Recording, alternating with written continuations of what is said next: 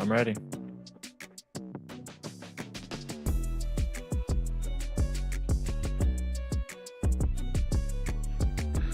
And we are live. Welcome to the NBA Deeper Dive. It is Monday, January 27th. I am Josh Engleman. I'm joined by Chris Spags. We're brought to you by a free week of Portfolio EV, which I'll talk about in a little bit. But first, hit the like button, subscribe to the channel, hit the notification bell so you know when everything goes live.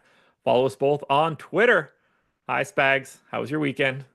Oh, it's great. I'm on solo dad duty, so that's first of all. Second of all, my mic died right before the stream started, guys. So you're hearing me on my MacBook audio, and I appreciate our producer Jordan and Josh bearing with me. My kid is out there watching Cars too because my wife is on a bachelorette party right now in Mexico. Who knows what you get tequila poured in her face or whatever.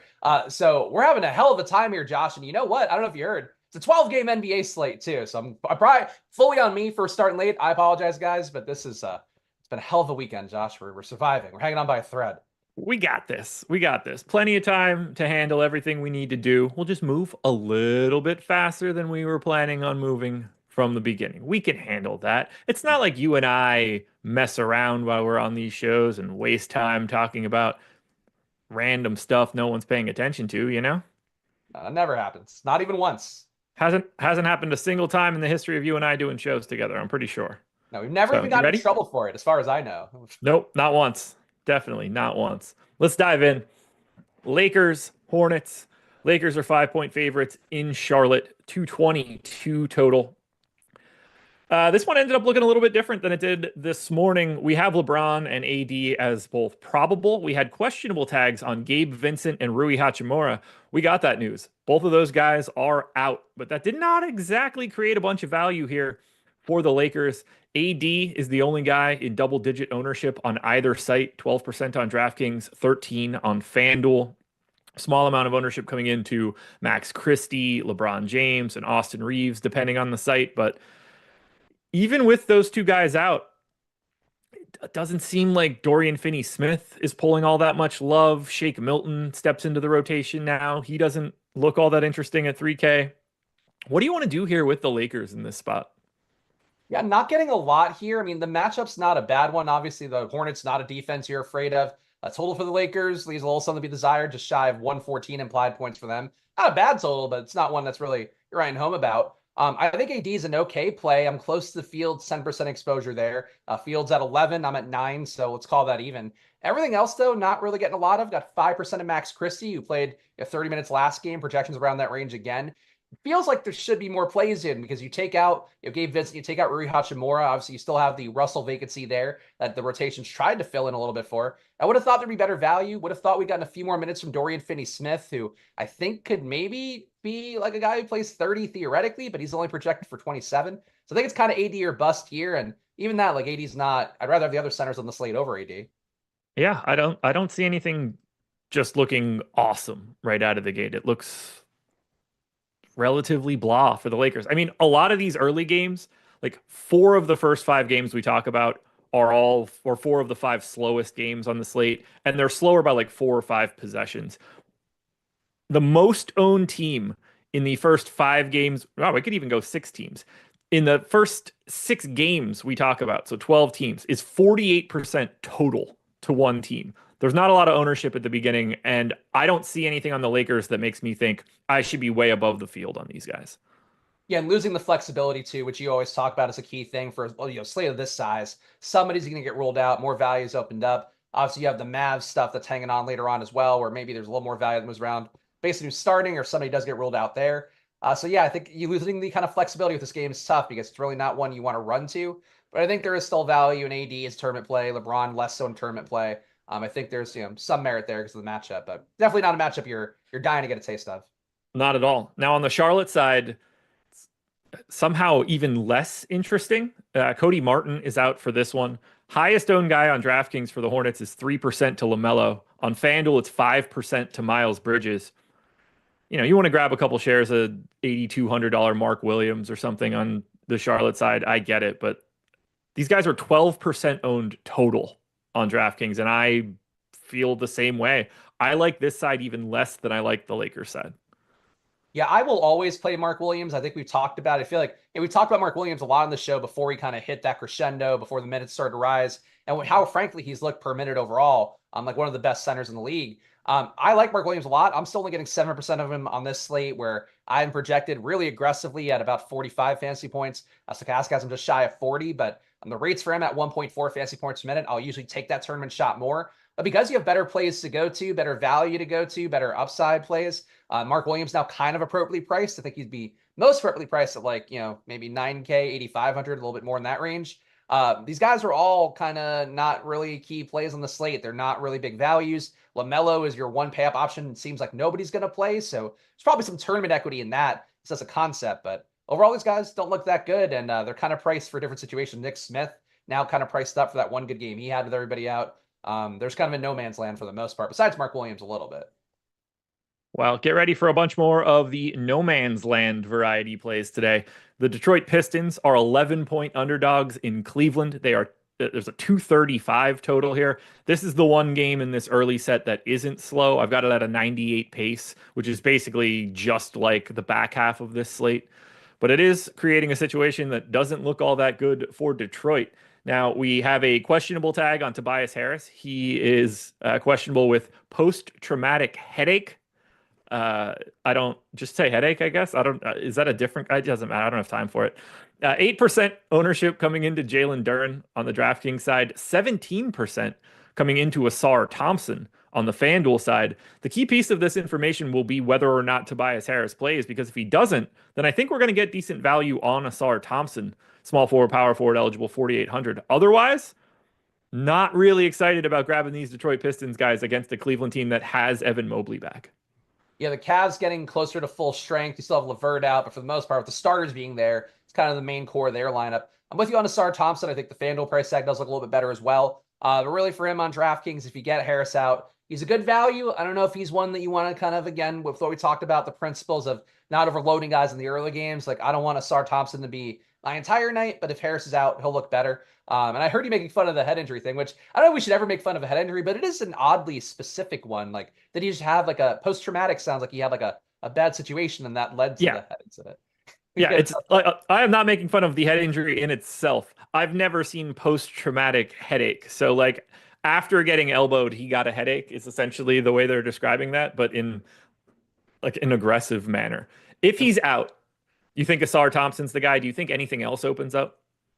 I would think Beasley will look a little bit better to me as well. He's already, to me, over a 5x value. He's just been one of the bigger beneficiaries of Jaden Ivey's unfortunate injury, kind of taking him out for the year, or well, seemingly for the year. For Beasley, I'll always get a little bit of exposure there. Got 2% now, but I think that would come up a little bit. Just a few more minutes to go around on the wing. But I think that's it. Cade would look a little bit better too. Not that Tobias Harris is like a great producer, but that takes enough off the table stat-wise that these guys all get a little bit more.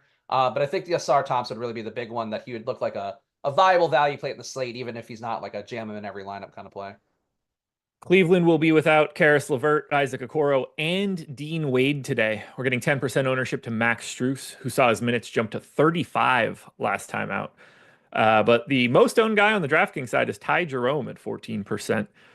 Mobley and Strus are both right at 10 on FanDuel, as is Jerome. But there's no real ownership coming into Mitchell, Garland, or Allen, or Mobley for that matter. 4, 4, 1, and 3, respectively. Are you getting to the main guys for Cleveland, or is your eye more on Max Strus and Ty Jerome? My eye is always on Ty Jerome, which I know on the weekend slates seemingly doesn't work out as well. In the in-week slates, it's always great when you have LeVert out and he has the upside, puts up 50 fantasy points, like nobody's business. But I'm getting Garland a little bit, getting 11% of him compared to the Fields 4-ish. So I like Garland a lot. As I've talked about a lot on the show, I feel like he's kind of quietly outperformed Donovan Mitchell this year, even though Mitchell's going to be your all-star starter, which I know Josh has talked about. Most prestigious honor in basketball. It's one that you should really care about the most. Garland's a much better play on the year, better shooter, doing everything kind of a little better. So I do like Garland enough here, but not really a big stand. A little bit under the field on Max Strus, who really my projections weight this year a little bit more. So I'm not as big of a fan of how he's played this year. Averaging less than 0.8 fantasy points per minute is not really the kind of guy I want to go to my way for. But I think Ty Jerome is. I mean, Ty Jerome getting those minutes off the bench, always a risk they go away. If he shoots poorly like he did in his last game, or I think he shot 1 for 8 in his court time, he's probably not going to get there. But if he shoots really well, he's going to get there and probably break the slate. So With him being chalky, I don't know you want to go crazy, but I am over 2x the field on him. So he's my value on the slate for right now. Yeah, he looks good, and always has the ability to fall into a couple extra minutes when you don't see it coming. He's a really good per minute performer, so I have no problem getting to him at 4,200. It helps when these guys are out. Like, he's just gonna be a part of the rotation in a real way. I'd love to get a little bit more of Mitchell or Garland or Allen or Mobley, but they're just not grading out that way today. I think Garland looks the best, but I don't have anybody just jumping off the page for Cleveland. And that is a theme that will continue here. Although we've got two awesome basketball games today. Rockets Celtics at 7:30, Grizzlies Knicks at 7:30. I mean, these are two really fun games for today. Unfortunately for us, though, the Houston-Boston game, not so fun on the DFS side. Jabari Smith still out for Houston. Cam Whitmore is questionable with an illness. Al Horford and Derek White are both questionable. And then Sam Hauser also got added to the injury report as questionable. Right hip impingement. 4% ownership to Tari Eason is the most we have for Houston on DraftKings. Van Vliet and Eason both got to 7 on FanDuel. This is a pace down spot for Houston. It's a good Boston defense. If Cam Whitmore's out, you probably just reallocate some minutes to like Reed Shepherd and Jayshawn Tate or Aaron Holiday. I don't think any of those guys end up becoming values. Are you getting any parts of Houston? No, not a lot for me here. I'm with you on this being a great real life game. Feels like there's some world this is not an uncredible NBA Finals matchup potentially this year. So Houston, a team probably not in the tier of some of the other ones you'd consider, but like they go hard. And I feel like the one thing that stands out to me, at least in terms of the theoretical matchup a little bit, and Amin Thompson's really hard to predict these days. The price tag being up for him, he's just is not a good projection play. There's gonna be a lot of usage going on in the wing. Amin Thompson, I presume, moving around, guarding key guys over and over again. Maybe he gets there a little bit more stocks wise, especially with Boston. You're not a great rebounding front by any stretch. I feel like that's the one play I can maybe make the hint of a case for, but really nothing looks that good projection wise. I didn't get much of these guys besides tournament shots like 1%, or I guess 1.5% Amin Thompson, 1.5% Cam Whitmore, who the minutes are not great for right now when Tari Eason is in, but he could still theoretically hit an upside. Like, you have a lot of theoretical guys here, but projection wise, they're not there. No. I want to watch them play, but I don't want to have them. I don't want to watch them play and have them in my lineup at the same time. Yeah. It sucks. Now, Boston's wild, and they're going to be kind of difficult to talk about. They've got what? Let's see. They've got 69 minutes. Nice. Up in the air with Q tags between Derek White, Horford, and Hauser. Now, if they're all in, no one's getting any love. 8% to Brown is the most on DraftKings. 12% to Porzingis is the most on FanDuel. Helps him out there that he has power forward eligibility. Do you anticipate getting much of Boston if everybody's in? I'd say they look a little bit better than Houston, but not in any appreciable way. Yeah, I got a little taste of these guys with the semi-round before the show in my top 150, which very happy to get Boston as kind of a tournament option in general, competitive game where hard to imagine them not getting 4 quarters a run. And, the price tags, while they're not great, these guys are around to 5x value. So I got 7% of Tatum, 9% of Jaylen Brown. So technically above the field by this much, but I think it's single-digit ownership. Like, makes sense to get some work there. I think there's, a little bit more upside. This kind of match for these guys opposed to Houston, which rotation's pretty deep. You don't have really concentrated usage guys. And if you get, Derek White out, you get anybody else out, they're going to look a lot better. But as it is, I think that Tatum and Brown, both interesting tournament plays in a game where they're going to need to get the buckets more and can't really let your Peyton Pritchards take over, I would think, as much as you normally can in easier spots. Yeah, I don't even know if we could really hypothesize this. Like, obviously, if all 3 guys are out, everybody that's left just incrementally looks better, or guys like Peyton Pritchard take big steps forward. Guys like Luke Cornett step into significantly more minutes. If it's just one random guy out of that group of 3, it's probably not affecting Boston too much. I think you're going to need like White and Horford out to really feel any of the impact for these Boston injuries. Are you seeing it any different? Is there any scenario where you're expecting to have a ton of Boston? No, I think unless the projections really make a jump up in a way I don't expect, I think then maybe things would change. But as it is right now, I think these guys, again, Tatum and Brown, I think interesting tournament plays. If you wanted to get to Porzingis, if everything's going there, then that's fine. But I think really I don't expect a big jump here unless everybody's out. Then maybe a little more look than you'd get otherwise. Tough matchup though, no matter what. Fun game, tough matchup. Yeah, this is going to be one that you guys are going to want to be paying close attention to the end of live before lock for, because I think we'll start to see some of this at like 6:50-ish. And then you definitely want to be watching on playback tonight, live after lock, playback.tv/Stokastic. Greg and I will be there. This is like the ultimate playback slate. 2 games locking at 7, 5 more at 7:30. The news late live before lock and the beginning of playback is going to be insane. We're certainly going to get some stuff we didn't expect. Greg and I will be covering that the whole time on playback, watching games if we can. You could watch along with us by using your League Pass account. If you don't have that, we've got VIP passes that we could hand out so you guys can see the game. Worst case scenario, you just see Greg and I the same way you watch the deeper dive. It'll just be our faces. You won't see the game. This costs you nothing, totally free, and it's the absolute best place you could be after lock so you can react to the news that comes out. So make sure you're watching it. Obviously, live before lock coming up next, by the way, at a crisp 6 p.m. Eastern time. So don't miss it. It's going to be a hell of a slate. Game number 4, Sacramento Kings, 12.5-point favorites at Brooklyn, 226 total. This Brooklyn team, next level, sucks. Sacramento is the same team they always are. They're going to play their starters a lot. Trey Lyles and Keon Ellis will make their generic appearances. They'll be in like 5 to 10% of lineups. You won't play anybody else. Malik Monk is in double digits of ownership at DraftKings, 13%. These guys are essentially unowned on the FanDuel side. You can give me any one of the starters for Sacramento, and I'm cool with them being in a lineup because Brooklyn's terrible, and these Sacramento starters get their run. But I have a really hard time prioritizing any one of them over the others. Are you getting one more than these guys? Like, do you have one guy you're behind today? No, not really. I got 9% of Lyles, the semi-value. I got 9% of Keegan Murray at a nice mid-price range in the hopes that he can maybe hit an upside that he doesn't hit very often. I've got 7% of Monk, so I'm under on him. I have Fox projected well, but didn't really get there. Sabonis projected well, but didn't really get there. Sabonis, I get why, because I definitely favor Jokic, definitely favor Towns, I favor Gafford. There's a couple more centers along the way that I probably like more than Sabonis, so that part I'm okay with. But Fox, some of the YouTube chat asking if maybe Fox works out of a slump. I think he's due for better days overall. I mean, the shooting is still good enough on the year. The usage is there. I think you've just kind of seen some big days volley. The recent 50 fantasy point day, I forgot like DeRozan doesn't help out Fox too much. But it's hard for me to make the case because I'm not really playing these guys. So I think this game's more competitive perhaps than it might seem. And I have a case for one guy on the other side that I think Josh is going to hate. But for Sacramento, I don't know there's anybody that important here in terms of what I'm trying to do. Okay. Well, let's hear it. I mean, I'm going to assume it's D'Angelo Russell, but let's find out. Brooklyn Nets, they're going to be without some bodies today. That shouldn't be news. Let's just hit the injury report here for Brooklyn so everybody knows that there will be no Bojan Bogdanovic, Cam Johnson, Max Lewis, DeAnthony Melton, Ben Simmons, who was questionable earlier today, Cam Thomas, and Trendon Watford.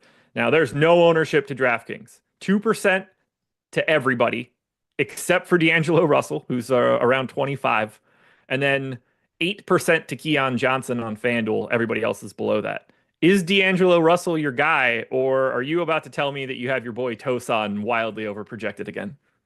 No, it's not. It's not a Tosan day, unfortunately. But it is a D'Angelo Russell day, I think. So I've got ice in my veins too, like Claire Sy or whatever her name, Clara Sy, whatever the Joe Sy's wife's name is, who is at courtside pointing. D'Angelo Russell's playing really well for the Nets. So court time without Cam Thomas, without Ben Simmons, which is the situation we're getting today. He's averaging 1.5 fantasy points a minute. It's just shy of 400 possessions, so a little bit of a smaller sample size than we want to see for that. He's been lining it up, though. I think he's really good. The minutes being a question, that I get a little bit. Seemingly was on pace to play about 28, maybe 30 last game, but then they were out of hand, and the Nets really call the dogs off pretty fast if the game is even remotely out of hand, because D'Angelo Russell is a tank commander. That said, like, they're going to lose to Sacramento. I think if they hang in this game to the fourth quarter, it's probably because D'Angelo Russell had a good day. And it's hard for me to ignore the fact he's had a 50% assist rate, more than that. I mean, he's had almost 30% usage without, Cam Thomas, without Ben Simmons out there. That's a situation he gets today. He's their alpha player. He loves playing free basketball. He's finally gets to play his Jazz every day. And I have him a little bit under 4x the field, Josh. So I'm riding team D'Angelo Russell. The minutes are a risk. I'm going to knock it down a little bit. I have to disclose that, but I think he's a good play. I like how Russell's playing for the Nets. How much do you have of him? I got him 60% right now. Okay. But I'm going to knock it down because that's the minutes are a little bit of a risk, I think, for him. Yeah, they're a hard team to trust. That's for sure. I mean, he clearly looks like the best option and kind of the only option for Brooklyn. So I don't think that you're crazy by being over the field. I misheard you, and I thought you said you were 4x the field, and I was like, that's all of the lineups. He's 24% owned. Oh, so I must have to update ownership. I've been 15 still, so I've been 60. So like I Ah, haven't okay. Yeah, yeah. We got to 60. run at Okay. 507 where he's Okay, so yeah, I didn't 24% take owned. one. Yeah, amidst the chaos that was going on pre-show, I didn't No, take you're one. good. Yeah, when you said it, I was just like, Yeah, that's so that's I'm over 96%. 100% on him. Yeah. Love him All that right. much. We can keep it moving here out of Brooklyn. Again, these teams are 37%, 12, 28, 39, 11, 27, 48, and 30. Those are the total ownership numbers for all of the first 8 teams we've talked about. That's 232%. That's not a lot. There's a lot coming, though. That's for sure. It's not coming here, though. Orlando Magic, 1.5 point favorites in Miami, 209 total. This is the lowest total on the slate by 8 points. It's the lowest pace on today's slate as well. Defensive matchup on the Orlando side. Miami's now starting 2 centers, essentially. Much more defensive process here. Huge pace down situation. And we're waiting on some news. Jalen Suggs is questionable for Orlando. He was able to come back in their most recent game. I think he played 20 minutes or something around that. Still not looking healthy. These guys are fully unowned. And we also have to deal with the fact that we have no idea what this Goga Bitadze, Wendell Carter Jr. center rotation is going to look like now that Goga is back from his concussion. I would argue they're better with Goga, but we'll see. Do you want anything from Orlando? I got a sneak. Well, I don't want to call him a sneak play, but I like one thing. It's just not popular. Yeah, there's nothing here I really like here. Paolo Banchero, I got 3% in my top 150, so I guess I could put on the cape for him a little bit here, averaging 1.3 fantasy points per minute. Franz Wagner, seemingly not all the way there minutes-wise, whereas Banchero's probably about as ramped up as he's going to get, so that looks good. I think everybody out there who's playing in the big tournaments tonight should play Cole Anthony, who's one of the worst values that's ever appeared in a DFS slate. He's a 2x value, and now Suggs coming back in, playing some allotment of minutes, assuming that he does go today. Really, the Orlando is not priced correctly to have a full strength team or quote unquote full strength team. Nothing here stands out, so we can save time besides me. Cole Anthony is just hilariously lowly projected for a guy who's almost 7K. Like you should play him. It's funny. It'd be a funny bit. Are you willing to play him if Suggs is out? If Suggs is out, that would look a lot better. But if he's in, like it's a silly price tag. If Suggs is out, though, you're getting squeezed a lot here. Like his rates before, like now you have Wagner in, now you have Banchero in. I don't even trust that he'd get to that high 20s usage. I think he's probably more mid 20s. And at that point, he's just a different player that's not going to be as productive. He's also like whenever Banchero and Wagner in is like the lead point guard minutes just go away so much for these guys where I don't think Cole Anthony's even the same play at that point. Anthony Black could look a little bit better too if Suggs ends up out, but I just don't think this is going to be the game environment that we're going to go to. I think Paolo looks a little underowned for what we have here at 8,600 because it seems like he's just back now. And I think we could see a scenario where his price starts to climb over the next week or so, especially if Suggs ends up out. And if Suggs is out, that makes me like Banchero a little bit more. Now, the Miami side. We got some news before the show started that's a little bit different. We also have a little bit more news for Miami. Jaime Jaquez, 1 minute ago, was ruled out due to illness. He is not the only Miami Heat player that won't be participating today. Jimmy Butler was suspended once again indefinitely. Apparently, he didn't like the news that he was being benched for Haywood Highsmith, which I could understand. So it's likely that Jimmy Butler has played his last game for the Miami Heat. What team he ends up on will be a much bigger discussion. As of right now, no one's getting ownership. 8% to Kel'el Ware is the most of anybody. Everything else is 5 or below. Obviously, Jaquez being removed will give a couple extra minutes to some of these guys on the bench. Larson probably grabs a couple more here. But do you get to Miami? Is it Ware and nobody else? Is it just, do you go to Tyler Hero since it's his team now? How do we handle Miami? Yeah, I don't think anybody looks that good, even with Butler out. But Ware is okay. Ware at 11% ownership for me. My top 150, the field's at 8. I think that feels like an okay play to chase. At this point, with the fact they're clearly going to keep playing him and Bam together, Bam is now a power forward eligible, which people seem to be excited about based on YouTube chats I've seen today and social media. But I don't think Bam is that great of a play next to Ware, who's been really good. Ware, I think, quiet. I mean, Ware's actually a better fantasy point per minute guy than Bam this year. 1.13 compared to 1.11. In fact, Ware tied with Hero for the most on the team at 1.13 each. So Ware's a good play. I think he'll get forgotten on the slate a little bit. The upside's still there, but it's a tough matchup. It's Orlando. It's low pace. It's a good defense. Orlando getting closer to full strength, assuming they have the guys in today. So I don't think Miami's a priority, but if you want to keep playing where you can, and yeah, I would have had Hawkins a little bit, but he's gone now. So maybe Larson comes up a little bit as a value, but he just does nothing out there that's useful. Yeah, $5,500 Jovic probably looks a little bit better here too. Power forward, center eligible. He's kind of like the best per minute guy of all the randos that'll show up here for Miami. So the starting lineup will be what? Hero, Bam, Ware, Duncan Robinson, and Highsmith, I guess. Yeah, I mean, obviously, if they wanted to start Highsmith, I would assume they would do that. It'd be funny if they didn't start him now after running Jimmy Butler off. They're just like, who's the shittiest player that's going to really upset Jimmy Butler here? We'll name him as a starter. But I assume that he would start now if that's the report. Yeah. It's so tricky here. Like these guys have all had their salaries moved because Butler's been out for so long. Orlando is death defensively. I mean, this team is up and down, a real problem. Now they have both of their actual good centers that are defensive centers back, and at least you would expect to play 48 minutes. If they don't, you're probably getting like John Isaac playing a couple minutes there, so it's not exactly better for a defensive standpoint. Pace is too slow, totals too low, salaries are too high. I just don't want anything from Miami. Yeah. It's a shame. It's a shame. Anxious to figure out where Jimmy Butler ends up because I really don't have an answer for it right now. But I'm starting to suspect that he's going to end up on a team that's not very good if he wants to get paid. I mean, the reports out there now that like he'll play wherever, and I think that seems like signal for, yeah, I'd love to go to Phoenix, but I'll play wherever is going to pay me. So Toronto, who goes there? He wants something back. I don't know if they're gonna get. I feel like he's going to end up in Brooklyn. Oh, him and D'Angelo Russell, fun tank team that can put up some fantasy points. Brooklyn can pay him. Maybe you wrap that trade into the Cam Johnson trade. Maybe Ben Simmons can be outgoing salary to ballast against the big Jimmy Butler contract because Ben Simmons has the expiring, so somebody could take that on. I can see it going that direction where Butler and Cam Johnson get looped together, but I'll talk about that on the trade deadline show if it hasn't happened yet. Get ready. I'll be live for hours when it happens. Memphis Grizzlies, 3.5-point dogs in New York, 241 total. Second highest total of the day, highest pace for today, but massive pace down spot for Memphis. They're the fastest team in the league. The Knicks are not the fastest team in the league. Memphis pretty much always has somebody on the injury report in some way. It just never stops. Oh, we got the 5 p.m. injury report. Let me update that too. Santi Aldama is questionable. I believe he's missed the last 2 games.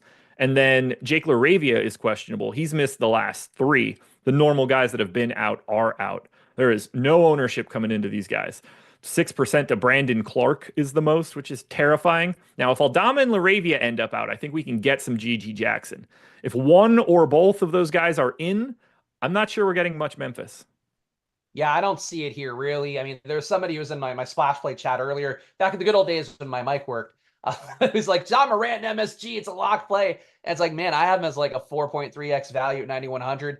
He's projected to play, about 30 minutes, and it doesn't seem like he hits that upper band very often. Maybe he's really productive that time period, but I just don't see it projection-wise. I got 11% of GG Jackson, who I think is an okay value. Played about 20 minutes last game. I think closed, if I'm remembering correctly, but he's okay, but even that's not really exciting me by any stretch. These guys are really appropriately priced, and with the guys who kind of come in and out of the lineup so often, there's really nobody from Memphis who I think is priced in a spot that feels very advantageous right now.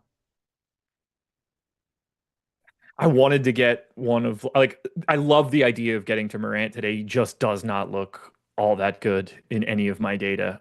I see where the value could be on Brandon Clark, but like, who the hell knows what his minutes are going to be? They yo-yo everywhere. You really just need LaRavia and Aldama to be out so that GG Jackson can get some minutes. But otherwise, it's a tough sell for Memphis. And then we've got the Knicks on the opposite side. They get the benefit of the pace up spot here against Memphis, but they're not getting the ownership benefit. Now we're still waiting on Josh Hart news. He's questionable. I feel like you would have to cut his leg off for him to not be available today. So I'm just always assuming he's in. But call it 5% ownership to Hart, Anunoby, Bridges, and Brunson, 14 to Towns. I agree, Towns looks the best, but these Knicks guys feel underrepresented here against the Grizzlies in this spot. Yeah, I'm always low on Brunson when Towns is in. Like, it's just that my projections favor Towns a little bit. Brunson's taken more of a backseat this year. The usage is still good overall. But against a team like Memphis, I feel like I've seen Brunson get the old trap play a lot. They send two guys at him and he has to get rid of the ball. And I feel like this is one of those spots that they might be willing to do that again. But Towns, to me, it's also me just justifying my projection for Towns being so exorbitant. I'm at about 55 fantasy points, so about 40% ownership for me, which will be almost 3x the field. I feel strongly about Towns here. I'd rather get to Jokic if I can afford him, but I think Towns is going to be the closest proximity, I think, to Jokic in terms of that upside, in terms of reliability here. Magic versus Edie maybe makes it tougher inside, but Towns going out to the three-point line and Edie having to run after him, that stupid face mask on, I don't think it's going to go that well for him. So like Towns to get him out here. Everything else, I got 8% Josh Hart. I think it's appropriately priced being under 8K on DraftKings. But I think Towns really the big stand for me here because he looked really low on before. Now a little bit more appropriately owned, but still, I think under where he should be. If Josh Hart is out, you just assuming most of these minutes go to the rest of the starters and then just some sort of split between Achua, McBride, and probably like one or two more to Payne and Shamit. Yeah, I think they would all look fractionally better. You get a few more rebounds, a few more assists out there, and obviously the minutes are going to make everybody look like a much better projection play. But we all know the production, for the most part, is going to flow through the key guys here. So I would certainly get more Bridges, more Anunoby, more, I guess, more McBride theoretically. But, just kind of make the core guys look fractionally better would be my guess. Alrighty.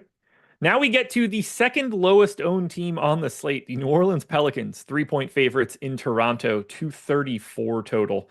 Pels have no Brandon Ingram, no Herb Jones. We're used to that at this point. DeJounte Murray was questionable, now available. So we have the most normal rotation we've had for the Pelicans over the past few weeks with no Ingram and Herb Jones. There's also no ownership. 2% to Zion is the highest mark, and he scares the hell out of me at 8,700. Can we roster anything from the Pelicans here? Because these guys just seem too expensive for this spot and also not very good in the first place. I'm guessing you're getting Murray because you always do. No, Zion being in is going to make me get less Murray here than I usually Okay. would. I think Murray, I'm flat with the field on. I have about 40 points. Actually, no, I have 0.7 higher than Stokastic. So I'm at 40.7. Stokastic got 40 fantasy points. I never have an issue with Murray, though Murray now, true shooting, getting close to 50%. So the stock is rising tick by tick. We're getting there. But Williamson being projected, Zion, I know I said Williamson, being projected to play 28 minutes today. That looks like a good number for him. Playing at about a 1.49 fantasy point per minute pace. Counting for the matchup and the total today, I'd have him at 1.57 per minute. He's been great. And honestly, the rates too, without Ingram, I didn't boost his rates today. Just kind of let him roll and have the stats redistribute. The rates without Ingram, though, like he's been like almost like a 1.7 per minute guy. He looks really good. So I think that assuming that he's not, going to get hurt mid-game or that hanging out with Drake or whoever you hang out with now in Toronto after Kendrick Lamar killed Drake, I don't know who you do there, but maybe that distracts him a little bit, but he's the best projected play to me. And I think at almost 1% ownership, 2% rounded up, he looks like a nice little tournament option to get 5 to 10% of, I think. Maybe you just hang out with like Brian Adams. Is that it? Alanis Morissette and Bieber? yeah. I still like Bieber. But Bieber's fully Celine in there. Dion? Yeah. I Googled Canadian musical artists. They weren't all coming off the top of my head. I think Brian Adams is a good one, though. That's a fun. Yeah. It's not definitely a boomer reference because he's got to be like, what, 60, 70 in real life? Easy, right? Everything I do it for Brian Adams. Brian Adams, the musician, not to be confused with the sports betting and personality, is 65 years old. Okay, younger than I would have thought. Also, I'm surprised you went with that Brian Adams, not Brian Adams, the pro wrestler who I do believe passed away. Oh, yeah, but pour one out for Crush. Yeah. Chronic, the most thinly veiled team in the shitty days of WCW. Yes, yes. Let's go to the Toronto Raptors, who are getting some ownership. We actually have people to talk about. 3 guys in double digits, close to 15% for RJ Barrett, around 15% for Jakob Poeltl, around 15% for Grady Dick, Scotty Barnes, outside looking in, right at 9%. However, Ochai Agbaji, questionable. Kelly Olynyk, questionable. Jakob Poeltl, questionable. No Emmanuel Quickly. This center situation is kind of nuts because if those guys are just in, then Poeltl looks like a decent play, and then you don't play Olynyk. But if Poeltl's out, then we're probably playing $3,600 Kelly Olynyk and maybe backup center Orlando Robinson. If they're both out, then we're definitely playing Orlando Robinson, and we're probably getting a little bit more Chris Boucher. A lot up in the air here. What are you doing with Toronto? Yeah, for right now, and I'm with you on all the takes there. The Orlando Robinson play, he's been playing at about a zero point 0.9 fantasy point per minute pace. So if he's your starting center there, or your center expected to get a good amount of minutes, he definitely looks like a good play at almost a 3K salary. Besides that, getting, of course, double the Dick as always. That's got to be the take for me every show. But whenever Quickly's out, Grady Dick just absorbs enough stats, gets projected to play more minutes. I'd say Stokastic has him projected to play about 27 minutes. And he was in a lot of the top ROI lineups with just Stokastic projections too, so I don't feel that bad about it. But I've got 30% compared to the field's 15. I think he's too cheap at 4,200 and shooting guard. I could use somebody like him there today. I'm above the field on Barrett as well. I think the price tag being now under 8K is pretty strong for him. Barnes, I wish I were getting more of because I do like him as a guy that contributes more in every category. But he's expensive, and Barrett, I think, is a little bit cheap for a guy whose usage is pretty close to where Barnes has been this entire year. He doesn't add as much rebound and assist-wise, but he's there. And if Pirtle plays, I think he looks pretty good as well. Not a big stand there, flat with the field.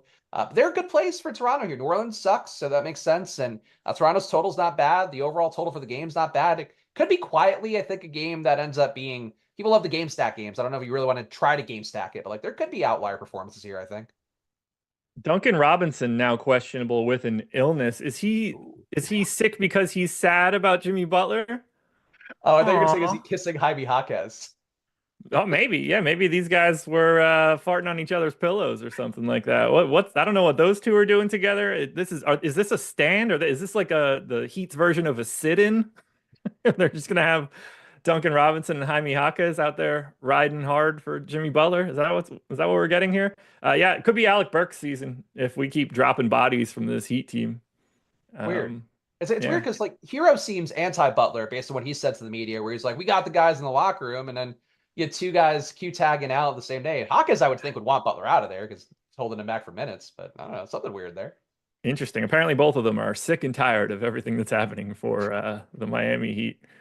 Guys, keep your eyes on this Toronto news, though. The Jakob Poeltl, Kelly Olynyk dynamic here could be very interesting. With Olynyk at 3,600, he will look good if Poeltl's out. And Orlando Robinson is, I think he got 21 minutes last time out, split with Jakob Poeltl. If Orlando Robinson can play north of 20 minutes, we're probably looking at his name too. It's gross.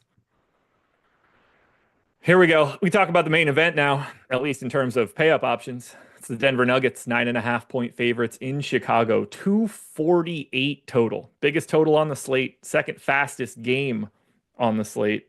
Jakob Poeltl available to play. Well, that dream is now dead. Here it comes. Olynyk out. Akbaji in. Okay. So Orlando Robinson is a non-zero as a backup center here, but certainly not a priority. Who the hell are we looking at? Denver. Yes, Denver has nothing interesting for their injury report. Everybody that's normally available is available, and that is creating quite a bit of value in this massive total game. 30% ownership to Nikola Jokic, 25 to both Jamal Murray and Russell Westbrook, 15 to Michael Porter Jr., 10 to Christian Brown, 10 to Aaron Gordon. There is a lot to like for Denver. I assume you're on board with paying up for Nikola Jokic. Yeah, I pretty much always am, but today I have him at 47%, Fields at 40. Happy to be there. Total here looks great. Match for Chicago on paper looks great. My one concern to be, I'm really low on Jamal Murray. Fields going to be there almost 30%. I have 7. I think I'm justified in the fact that Murray's been a 1.01 fantasy point per minute player this year. He has not been old Jamal Murray, but you do get those random 50-point days, and it does worry me that a quarter of the field could be there, and I'm just entirely off of it. But I like Jokic more. With the field actually a little bit above it on Russell Westbrook at 31% of him. Getting a good amount of Michael Porter at 15%. That's with the field. Getting almost 15% Aaron Gordon, who I guess would theoretically at some point take minutes away from Westbrook. I don't know if we'll ever get advanced notice about that happening. But him at 4,200 feels a little bit cheap for a guy who's been about a 0.9 fantasy point per minute guy this year. I think Denver looks great. Obviously, people love to target teams versus Chicago. Denver, I also always love to target. I'm just scared of not fading Jamal Murray, but I think that's the way it's going to work out for me today. Okay. I don't hate it. Murray scares the hell out of me all the time. 7,200, if he's playing his way back in, then 7,200 is too cheap for Murray. I just don't know where he's at right now. And that balance between him and Westbrook in the backcourt is frustrating. I think Westbrook looks really good today at 6,200. I wish he had multi-position eligibility. That's really the only downside, but I don't hate his ownership at all. And just one of these days, we're just going to get 28 minutes out of Aaron Gordon, and we're not going to see it coming, and he's going to be too cheap for the role. But look, Chicago's defense sucks. This matchup is awesome for Denver. every bit of this looks good. This is the first team we could actually talk about that looks like pretty damn good across their main dudes. Besides the Nets with D'Angelo Russell, where there's only one main dude. That's the team we could all swear by. Of course, of course. So yeah, load up on Denver, guys, especially on the DraftKings side. There's also some pieces you can get to from the Chicago side. They are still without Kobe White. He'll probably miss another game or two at least. We're getting, call it 10 to 15% ownership to Lonzo Ball, Patrick Williams, Josh Giddey, and Zach LaVine, and then a little bit of ownership to Jalen Smith and Vooch. Do you have any priorities coming out here from Chicago? I think Patrick Williams looks pretty solid as a value option since White isn't around, and I don't have much of an issue getting to LaVine. Maybe he wants to show out and try and get himself traded to Denver. Yeah, that's an interesting theory there. I'm sure somebody in YouTube chat's already thought of that one. If it's a theory that's not backed by data, somebody out there is going to play it tonight. But I'm not getting big stands here. I got about 11% of Patrick Williams, got same 12% for Lonzo Ball, 6% for Giddey, 6% for LaVine. No Vooch, which does scare me a little bit, I guess. As you know, and I don't know if it scares me, but like he's a little upside play here theoretically. If he were to suck a few rebounds away from Jokic, lead to him having a mediocre day, and then Vooch has an outlier day, that's certainly possible. But yeah, not really big in favor stands here. It's a great total here. I believe the highest total we have in the slate. This game being just shy of 250 combined points, which is pretty crazy. So look, you can play whatever you want from Chicago. I think if you're playing a lot of Denver guys, especially having that bring back seems logical. And these guys are tournament kind of ownership. So and then you get there naturally, but I think if you're to try to get more of them, go out of your way to do it, I don't think that'd be a bad thing to do. Yeah, if you're gonna have enough Denver, there are enough pieces on Chicago that I don't mind having a few of them. Like if you've got say like Jokic and Westbrook in a Denver lineup, any one of LaVine or Vooch or Giddey, well probably not Vooch in this scenario since you've got Jokic, but LaVine, Giddey, Patrick Williams, Lonzo, I'd be more than okay getting one of those guys on the opposite side. I think that construction of a lineup looks pretty good. It's a great game for DFS. We don't have a lot of them. That's for sure. And then we get to, I don't know, the most gigantic question mark of the day. The Atlanta Hawks, 10.5-point dogs in Minnesota, 217 total. So here's what we've got going on for Atlanta. I want to make sure I get all of this right. Trae Young is already out. Jalen Johnson is already out. Zach Rhys-Sachet is questionable. DeAndre Hunter is questionable. That covers the guys that have like true heartbeats that play for the team regularly. Larry Nance is also questionable.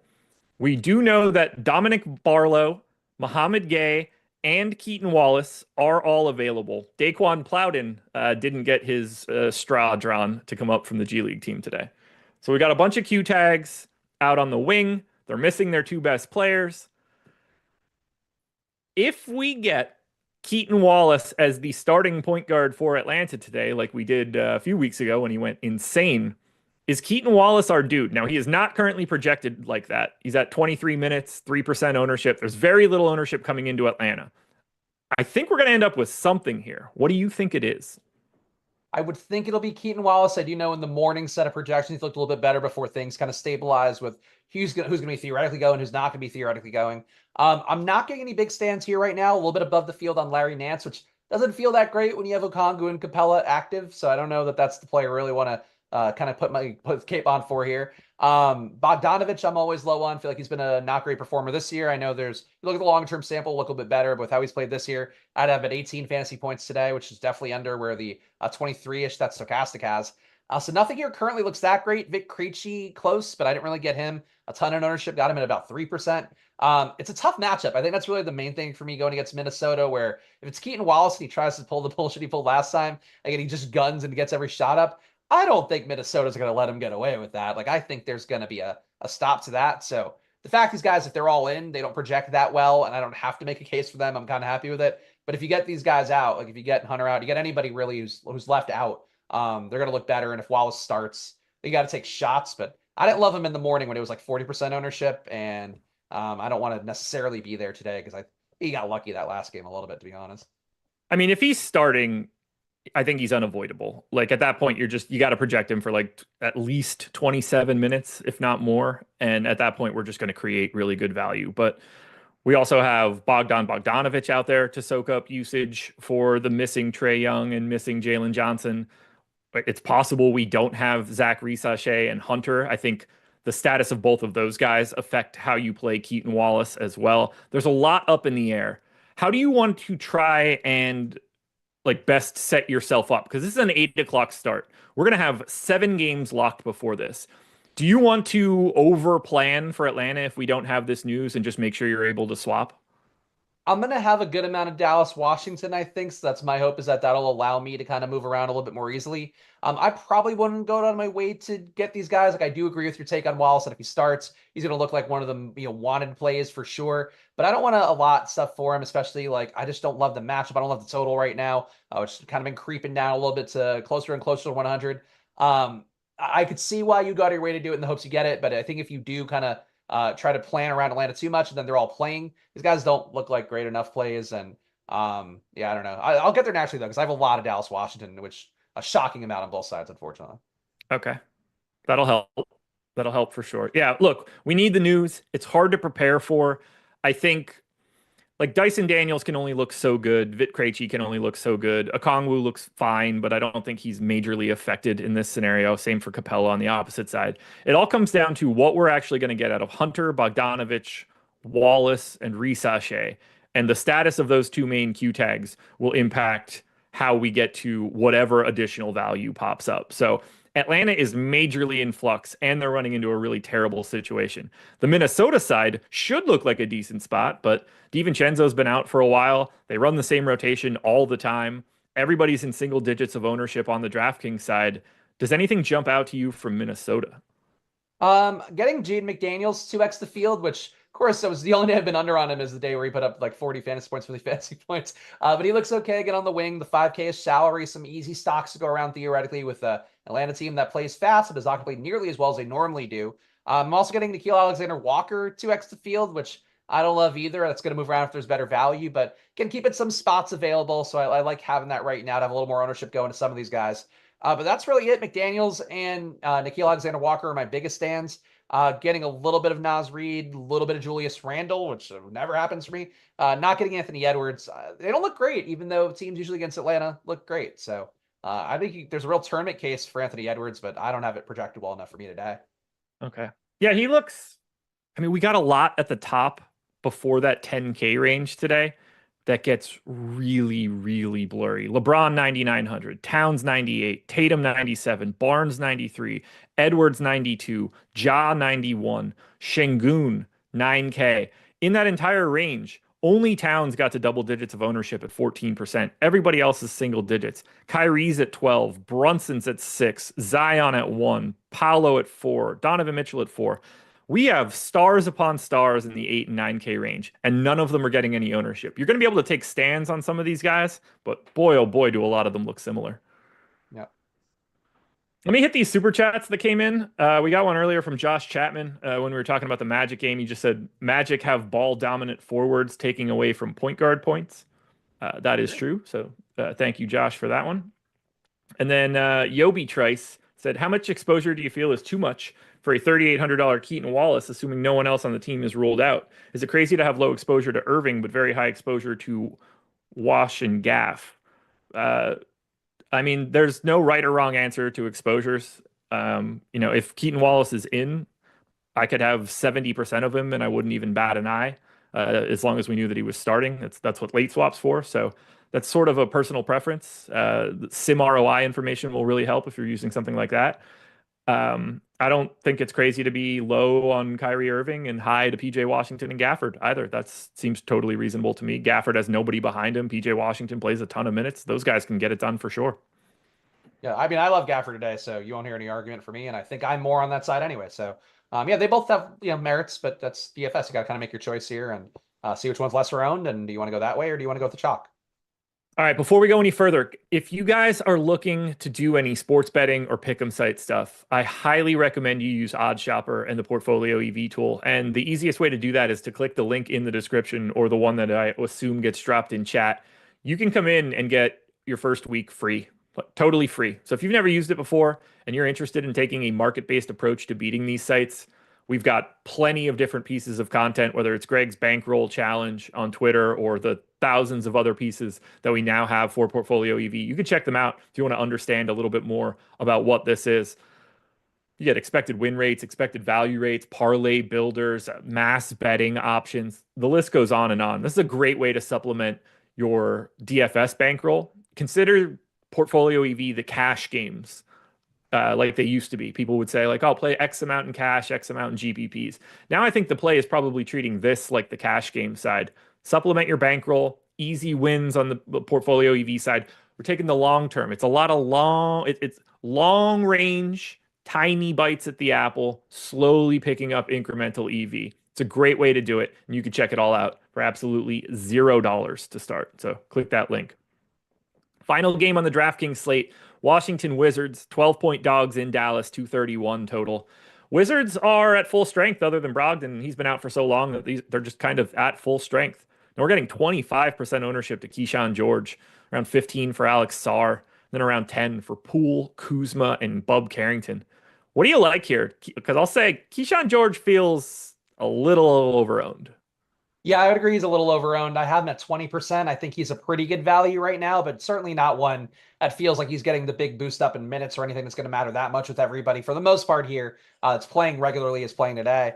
I'm getting a lot of Jordan Poole today, getting 25% of him, which is not like a big stand for me, but I have him well projected, have him as about a 5.5x value. Really no reason to juke anything, so I think it's a good match for him going against this Dallas team that it's clearly not the full strength Dallas squad.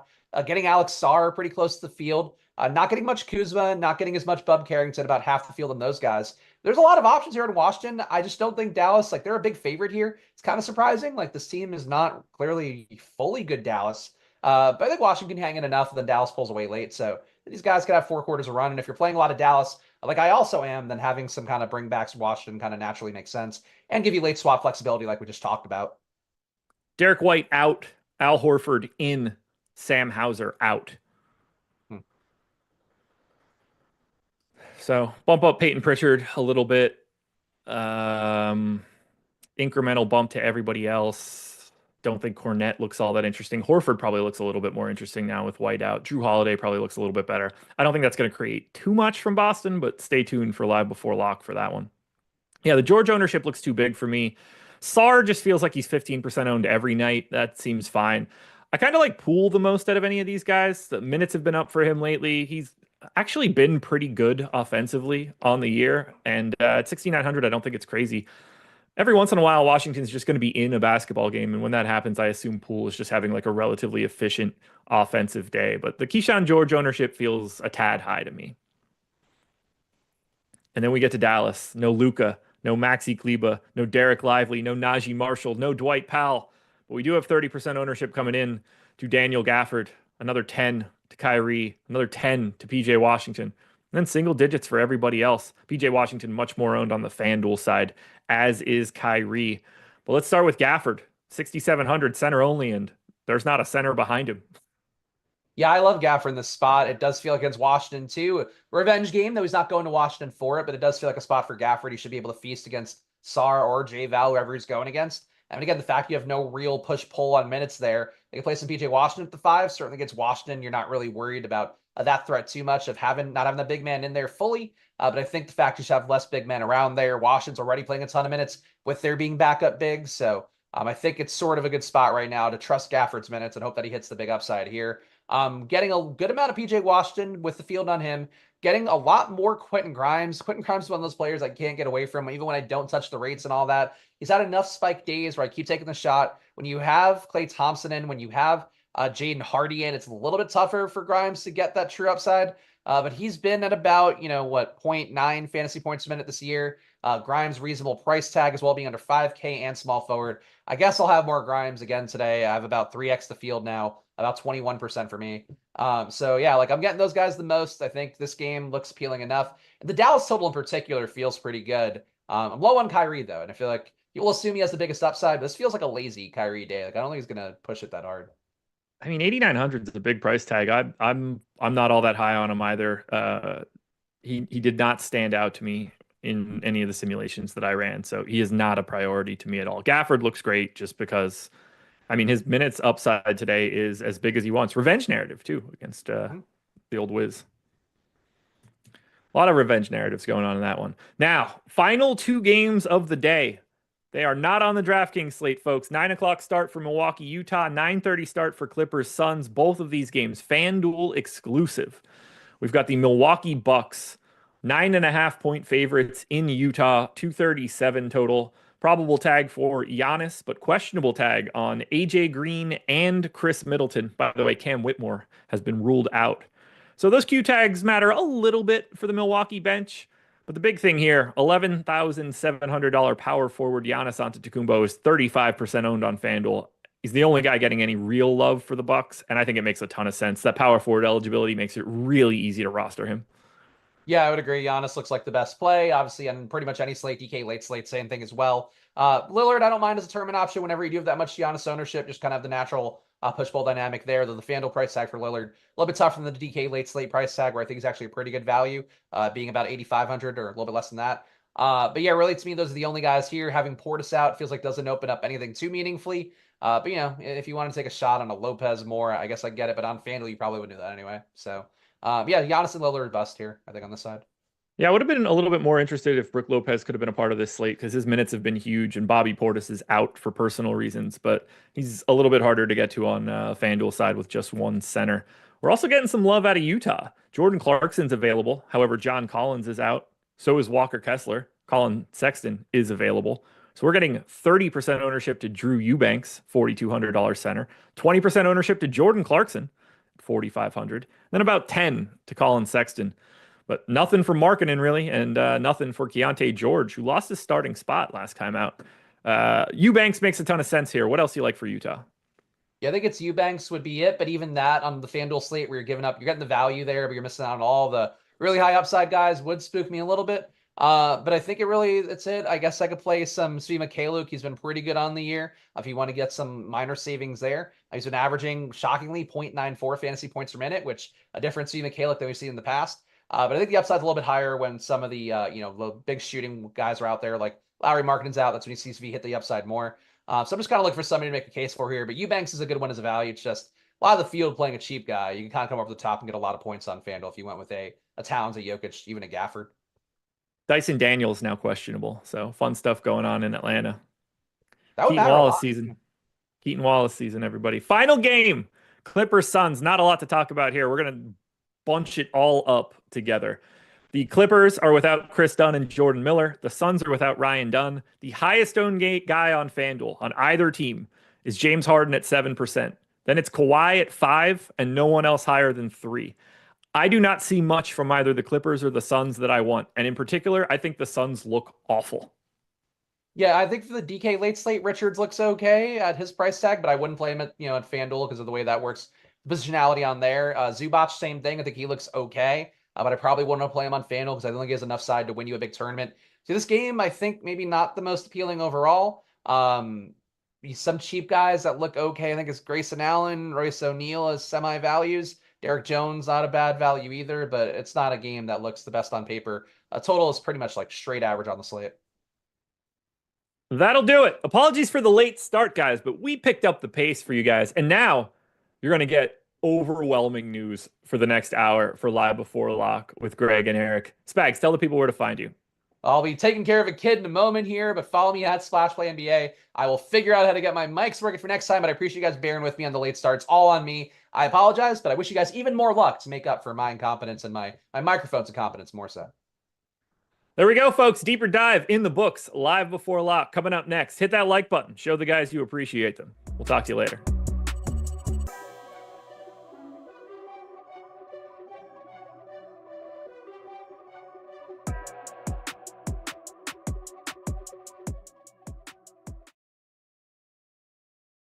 Build your bankroll with Portfolio EV from OddsShopper. Use the mass entry tool to enter hundreds of profitable bets a day with just a couple taps of the finger in the OddsShopper app. And have confidence in knowing the bets you're placing have been profitable long-term by analyzing the historical ROI on every bet from every market with the EV results tool. From there, just create your own custom portfolios, simply add the bet types you want to see each day, and watch the profits roll in. Subscribe today on the OddsShopper app or at OddsShopper.com.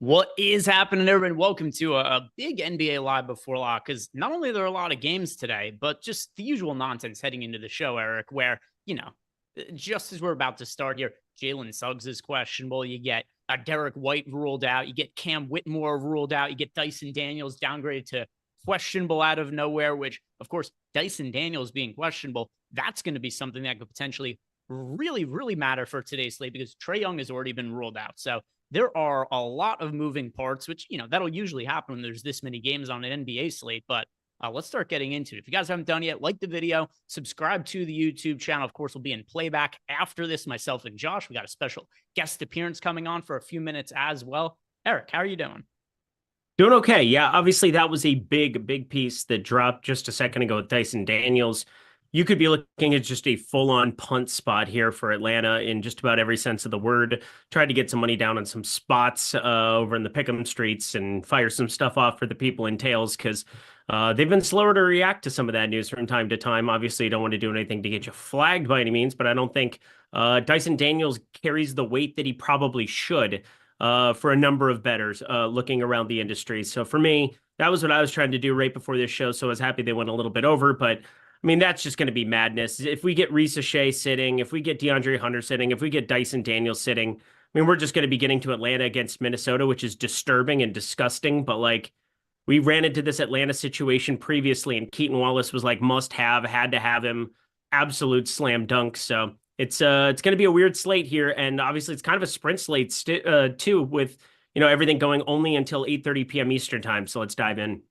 Yeah, and I mean, just the rest of the Hawks injury report, because Jalen Johnson's out, Trae Young is out, Cody Zeller's out, which doesn't matter, although it's just like one less body, which could kind of matter given the way that things are shaking out here, because Dyson Daniels questionable, DeAndre Hunter questionable, Risa Shea questionable, Larry Nance questionable. Nance started last game. He was a great late swap option, even if it didn't end up going all that well, because he was getting the minutes, and he'd missed time with a hand injury and he re-injures that hand. He was holding it. It definitely was starting to impact his performance, had to come out of the game. So, there are a ton of players on the injury report for the Atlanta Hawks. Maybe a hot body David Roddy, a favorite of yours. Maybe he comes into the fold again. You never know. And we are going to have to start breaking this down here. But where I think we should just absolutely start off the bat here, Eric, is you mentioned a little bit of a sprint slate where there's only 2 games locking at 7 p.m. Eastern time. And then I think it's just going to open up the floodgates for late swap when we're on the playback show after this.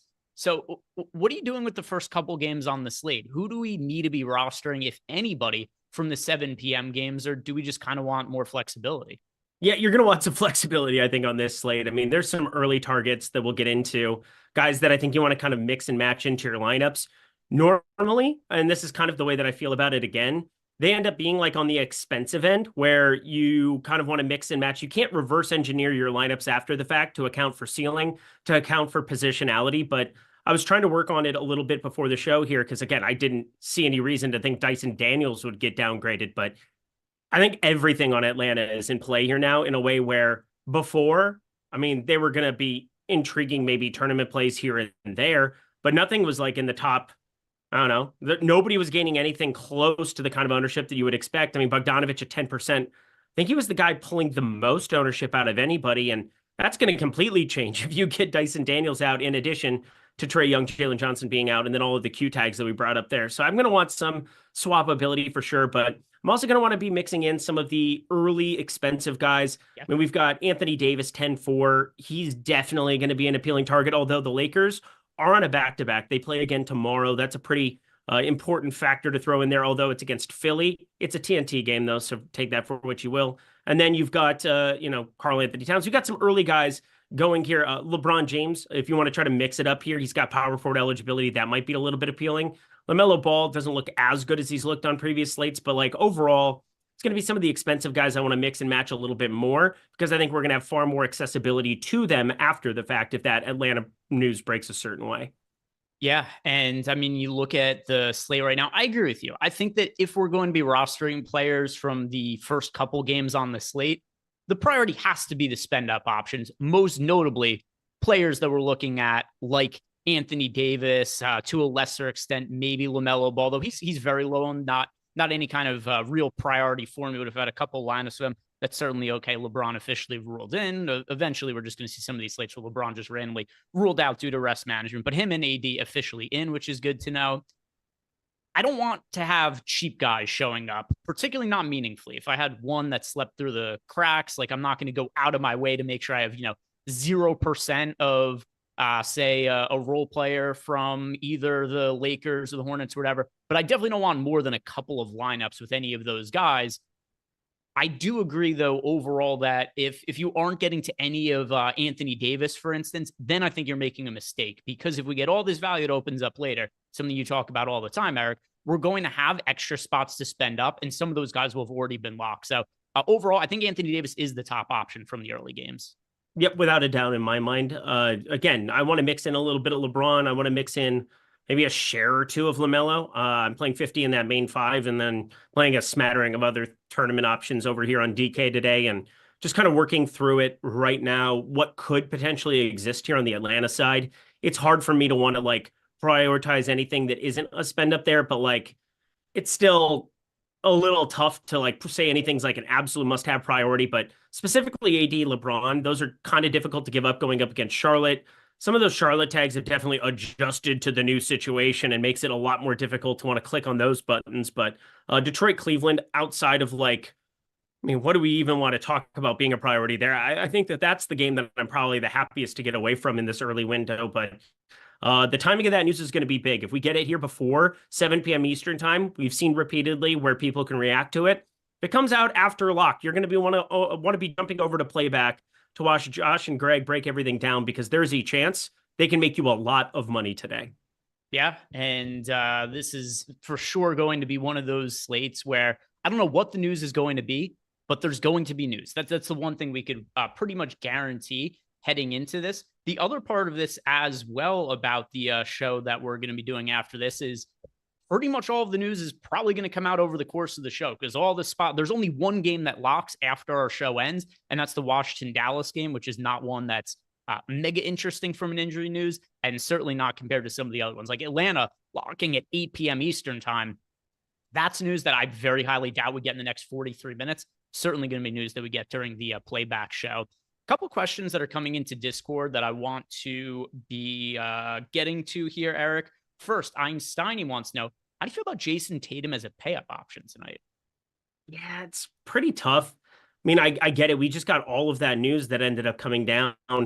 Just a weird amount of like Sam Hauser, Derek White. I'm kind of adjusting for everything here. I think we're going to get a new run here in a second as well to adjust for. I mean, there's just so much news that's going to be in flux. You're going to want to be refreshing the page over on the Sims tool over and over and over again because it's going to be popping up different things from time to time. But overall, Tatum, the positionality is nice. I think we're going to see him land in like that 10-15% range at some point in time. If he ends up like a little bit more popular, I'm sure I get a little bit less. If he ends up less popular, I'm sure I get a little bit more. But he's not going to be somebody that I'm thinking about too much.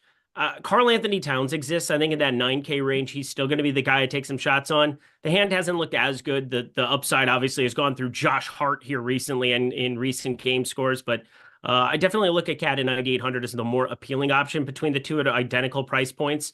LeBron James, I mean, he's going to be way lesser owned, but somebody that people won't be able to backload into their lineups if we get all the values. So I mean, Tatum's fine, but I think accessing the major ceilings, whether that's Jokic, Anthony Davis, I still think those are going to be kind of the priorities for me. And you're probably going to see Tatum fall away, but hey, at least he's small forward, power forward. We're outside of like Scotty Barnes, who's the tournament option for me.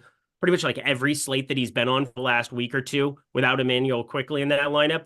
I can't imagine that Tatum gets like steamed up and like maybe that small forward eligibility, power forward eligibility matters big time. But right now, not any major stance that I have on him. Yeah, I haven't rerun lineups for Derek White being out. I did a 5% of Tatum on my last run, which was a little bit overweight to the field. I think he's a reasonable contrarian pay-up option. I'll probably have somewhere in the neighborhood of like 10-ish% of Jason Tatum, which is probably going to be something around double the field. So, not the guy who I'm going to have in 20 to 30% of lineups, but somebody who I'm expecting to be overweight to and does look like a reasonable contrarian option. Larson 407 wants to know, from the first game, do we allocate a spot for Asar Thompson, or are the shooting guards small forward in the later games that open up? He says that he's playing on FanDuel. As far as Asar Thompson goes, he's kind of the sort of guy I was talking about at the top. If you had him in a lineup, I'm not going to tell you to take him out. But if you're just playing one lineup and it's single entry or something like that, Asar Thompson wouldn't be in it for me.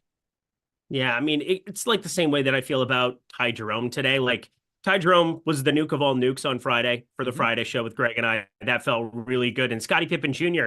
ended up working out really, really nicely. Had a good slate on Friday. I think a lot of winning screenshots made me feel good about myself to some extent, which is rare from time to time. But we've got ourselves Asar Thompson. The positionality for him, I think, makes a little bit more sense where I'd want to like try to intertwine him a little bit. My issue with Ty Jerome today is that he's pulling ownership already. Like he's 12, 13, 14% owned. We have no Karis LeVert. That has obviously been a big difference maker in terms of like solidifying what his minutes are. He can walk into an upside, but with Evan Mobley back, I do think I'm a little bit more tempered on like playing a double-digit owned guy in the first slate of games, period, end of story, especially if they're like value laden, because you compare a Ty Jerome or an Asar Thompson to what you could potentially get with Keaton Wallace, with Bogdan Bogdanovic, with Garrison Matthews, with, Vic Krejci's a little bit more expensive, but like for all intents and purposes, those are all 5K and down players. The only guy you'd be spending up for, period, potentially today is a Okongwu at 6,400, who would also look awesome. So like, I think the value of Atlanta, even against a Minnesota team that defensively has been a little bit better, obviously played their best basketball game of the season against the Denver Nuggets here last time out. I still feel as though I would want to get to way more of those Atlanta guys, and eating up lineups early with an Asar Thompson just because you're trying to mix him in lower round. I think that it's probably not going to be the path that I would take. Alucard wants to know any priorities in the early games for single entry. There's nobody I would play if you're playing one lineup in a single entry, which I mean, by definition, you can only play one lineup in single entry. Conspiracy theories be damned. Nobody that I would play from the first game on the slate. Yeah, ED would be the closest I would be like to actually playing something in this early window. They're on a back-to-back. He's getting Dorian Finney-Smith in the starting lineup. That's a 7:30 game, not the 7 p.m. Oh, he said 7:30. Got it. No, much 7. different. So, okay. So he means the Lakers Hornets game and the Pistons Cavs. It's at 7. Lakers. Yeah, Lakers. That's what I just said. Oh, I thought you said Zach Edey, though. No, I said Anthony Davis. Oh, I thought you said Zach Edey. I don't know why I heard. No, I heard Zach said Anthony Edey. Davis. That's All right. weird. Carry on. Yeah. No. Yeah, fair enough. Why did I hear that as Zach Edey? All right, never mind. I don't know. It's okay. You're loved and you're beautiful no matter what they say. Words can't bring you down. Anthony Davis is 10-4. He's the closest I would get to playing something in the early slate. I end my sentence. All right, let's see. By the way, people in chat are saying you said Edey. I said AD. Boy, this has become the chat is going nuts right now. This has become a massive debate. I thought over here you said AD. This is Jordan. Why would I talk about Zach Edey? Period. This is the biggest split I think I've ever seen from controversy in the YouTube chat. Did Eric say said Edey AD? This is the dumbest thing ever. In fairness, they do sound oh my god, same, but there are mixed opinions here. And said AD. He said AD. AD. This. I said AD. AD. I was listening to the question. I answered it correctly. All right. This is an interesting question from the normal question we get from Hey, I'm Drew, but it's a really interesting talking point heading into lock here is who are we going to consider as of now? And he says he understands that this could change to get more Hawks news. Who are the must plays in cash games as of now? Who are the players that people need to have in cash? And we don't think that's going to change. I would be backloading it. I think that this is probably the best slate. You could just set it and forget it. I would intertwine a couple of guys. First person that goes into my cash game lineup right now is Daniel Gafford. He plays at 8:30 p.m. He's 6,700 center eligibility. I think Jokic, probably the second one. We've got him, 33% ownership. That's two guys that are in the late session of games. And I think they just kind of eat up your spot right now. And that can definitely change. If you get Dyson Daniels out, I have to look really long and hard at Okongwu as somebody to potentially mix in going up against the Timberwolves. Again, they could just get ran out of the gym in this spot without Trae Young, Jalen Johnson. Very, very live. But Okongwu is going to look really good in terms of projection. And I look at Jokic, Gafford right now as kind of the guys that I would want to be in that lineup with the option of being able to swap it based on that news. I think the other one for right now is just backloading it to Jamal Murray and or Russell Westbrook. I think those three, or potentially all four of them for right now, I would have in the lineups. I would just backload it and react to news as it's rolling out and just constantly evaluating where the news is going to land in terms of my lineup construction. But yeah, Jokic, Gafford, probably the first two I click in. We are over 300 votes and it is split right down the middle on whether you answered Oh my God. 80 or 80. On top of it, people in chat are saying they rewinded to re-listen, and even people who are rewinding and re-listening are split on what it is that you said. So this was very, very confusing, big time controversial. Some people think that we're just making claims of erectile dysfunction in chat. It is a lot going on, but it's since been clarified. So for me, the one player I think absolutely right now you for sure want in cash games, Nikola Jokic. He's starting in a later time spot, and the more value it opens up, the easier it's going to be to get to Jokic. And if the slate locked right now, you already have Jokic in cash games anyway. So Jokic, for sure, somebody to get to in cash. There's a lot of players that look good in the Dallas-Washington game, and I would want to have them in the cash games, if nothing else, than just to be a placeholder. Right? I mean, having like Daniel Gafford in there right now, having in Keyshawn George, for instance, because he's projected for 24% ownership. It's the last locking game on the slate. If they end up playing out, or they're just, there's going to be late news, I could say with 99% certainty, but in the event that there isn't, you wouldn't hate that you have these guys in your lineups. And then if news breaks, it's just going to be super easy to swap off of them. So we're more or less on the same page here, Eric, but Jokic on the high end, and then in the mid-range, Daniel Gafford on the low end, Keyshawn George as of right now. The one thing I would say is just don't play anybody from the first two locking games on the slate in cash games. Yep, I think that's a great point as well. You just want to be very, very smart about the way that you go about swapping and putting together a cash game on a day like today. Think about what could be as opposed to what is. Like that's the best way that I can put it. Is just like think about what the upside is of all these Atlanta guys and start breaking it down and then move on with your life. Let's see what we have for next question here. Cream wants to know how many Denver starters are too many for one DraftKings lineup. It's not really something I think is all that problematic here. It's a later locking game. If more news comes out, you're going to be swapping off of some of these guys anyway. I assume in my lineups right now, I probably don't have any more than two from Denver just because of what the price tags are. There's nobody who's like crazy cheap that we're trying to get to from Denver. And it's hard to build lineups where it's like Jokic, Jamal Murray, Russell Westbrook, Michael Porter Jr., or whatever. So probably no more than two for me, ideally. Same for yourself? Yes. Next question. It is Mike Will wants to know, who is our favorite chalk option for single entry and our favorite low-owned player for single entry?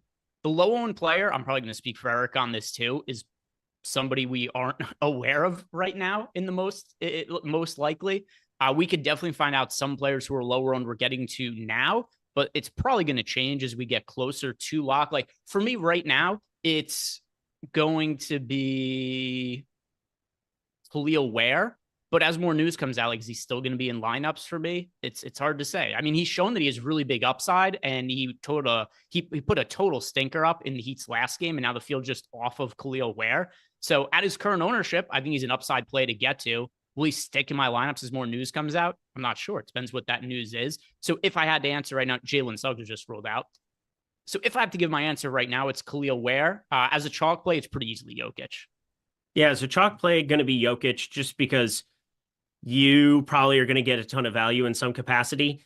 And then the low-owned one, it's probably a player from Atlanta. I'm kind of leaning nuke of the night and everything towards that situation in general. But I will say no matter what, there's at least a case to be made for like getting to some mid-range option that, you know, just has like that 50, 60 point ceiling. And I think Josh Hart ends up playing today for what it's worth, so that probably won't be it. I think the other one I'll throw in low-owned option, he's got point guard, small forward eligibility, and I've been over on pretty much every single tournament slate for the last however long. Scotty Barnes is always interesting. He goes up against a Pelicans team that still doesn't have Herb Jones, which just decreases their defensive rating to a pretty extreme extent over the course of a couple-year sample size. And, you know, Murphy plays a ton of minutes out there. Green, Jeremiah Robinson Earl mixing behind Zion Williamson a little bit, Daniel Tice potentially. But like overall, it's not a New Orleans team that I'm that terrified of whatsoever. And he's got the small forward eligibility at 9,300. So I'll throw Scotty Barnes in as like a low owned option. And that doesn't necessarily change with the Atlanta news. Jalen Suggs, him being ruled out, he's fairly expensive. And then also we've got Franz Wagner back. We've got Paulo Banchero unrestricted now. Jalen Suggs being out, is that going to move anything for you from a value standpoint? No, he's been out for a while, so all the prices are kind of factored in for him being out as well. You also get Goga Bitadze back today. I'm interested to see Orlando's starting lineup just from a real-life basketball perspective to see if Wendell Carter gets the start still or if they end up going to Goga. It doesn't matter as much because you get Paulo Banchero, Franz Wagner back at full capacity, but would have been fun to see this team at full strength. But I'm assuming we just get, Anthony Black minutes. He played 19 last time out. That doesn't really do a whole hell of a lot for me. Cole Anthony played 19 minutes last time out. Doesn't do a whole hell of a lot for me. It's pretty much just a difficult write-off team outside of Paulo Banchero. Won't even take shots on Franz Wagner because, he went completely nuclear, played 30 minutes, but I can't imagine he's playing any more than 32 as like an absolute ceiling, whereas other guys can walk into more. Tobias Harris, he is in. He was listed as questionable. So there's somebody who, another one also, wasn't going to be. Actually, I'm really happy Tobias Harris played just because I didn't want there to be value to open up right at that 7 p.m. game. It kind of would have been a bit of a headache to deal with, no pun intended, because Tobias Harris had a head injury. But I don't want to have to deal with anything else that pops up in the 7 p.m. games. But good to know. Tobias Harris, he's in. He is good to go. Super chats. I think I saw a couple of those come in as well. And if you guys haven't done yet, like the video, subscribe to the YouTube channel. And I hate when this happens. You get the AI chat summary that shows up in the YouTube box, and then it blocks the super chats so that I can't see some of them. All right, there we go. It went away. We've got Yobi Trice wants to know, how much exposure do you feel is too much for a $3,800 Keaton Wallace, assuming no one else on the team is ruled out? Is it crazy to have low exposure to Irving, but to be very high to, okay, so there's multiple parts of this involved here. Okay. If nobody else is ruled out for the Atlanta Hawks, this is just the team. All of these guys are in right now. Would you still be looking to play Keaton Wallace tonight? No. Yeah, so I'm going to answer his question as he worded it, and then I'm going to answer it how I think he might have intended it to be worded. Because he said, how much of Keaton Wallace, assuming no one else on the team is ruled out? Yeah, if the team just plays as is, he's not somebody I want to get exposure to. If you mean it, which I think might be the case, is do I want to have lineup spots reserved for Keaton Wallace, like preload Keaton Wallace into lineups and then hope that players from Atlanta get ruled out?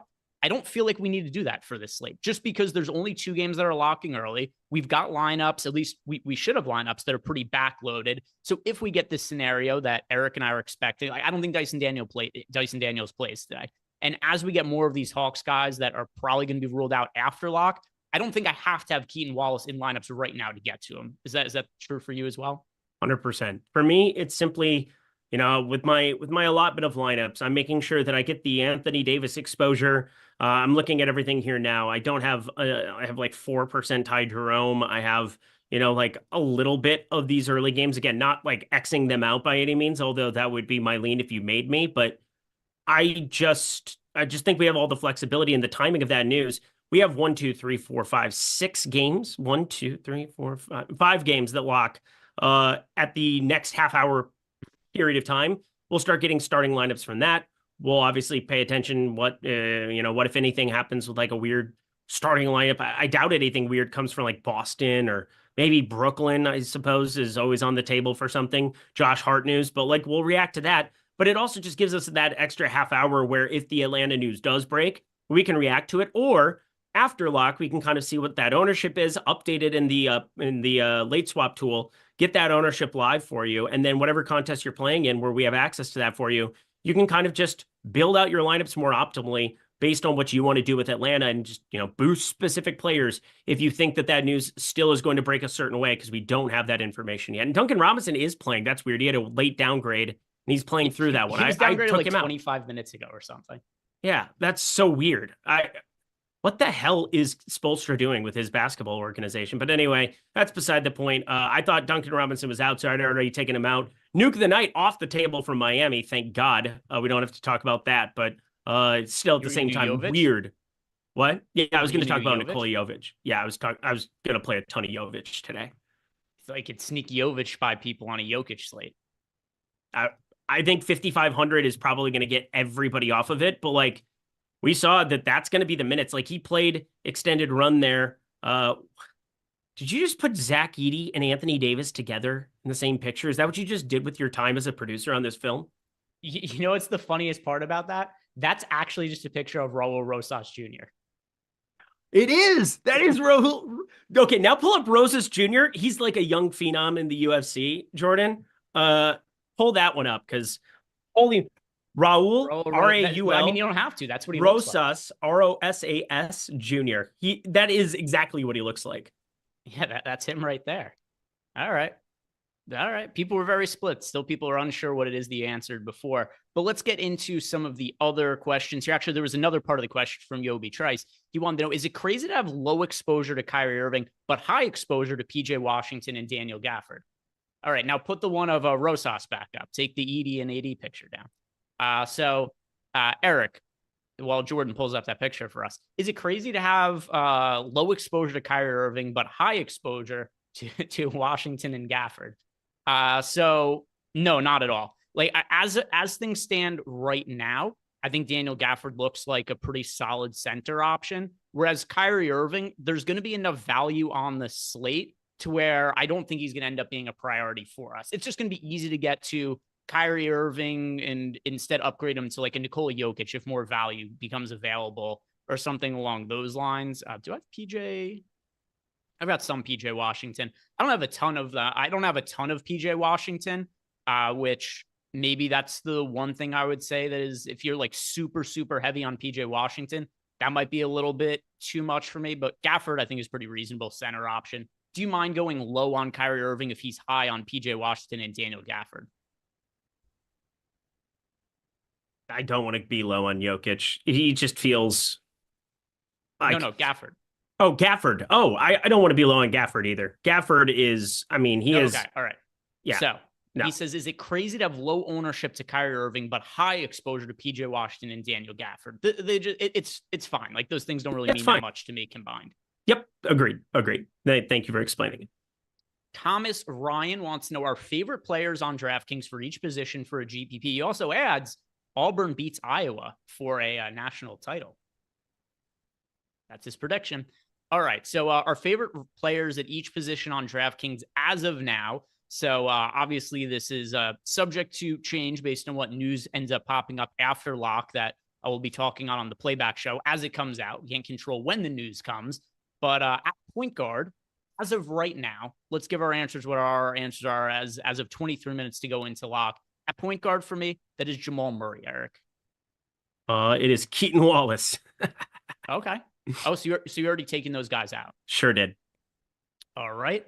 At shooting guard for me, that's D'Angelo Russell. D'Angelo Russell.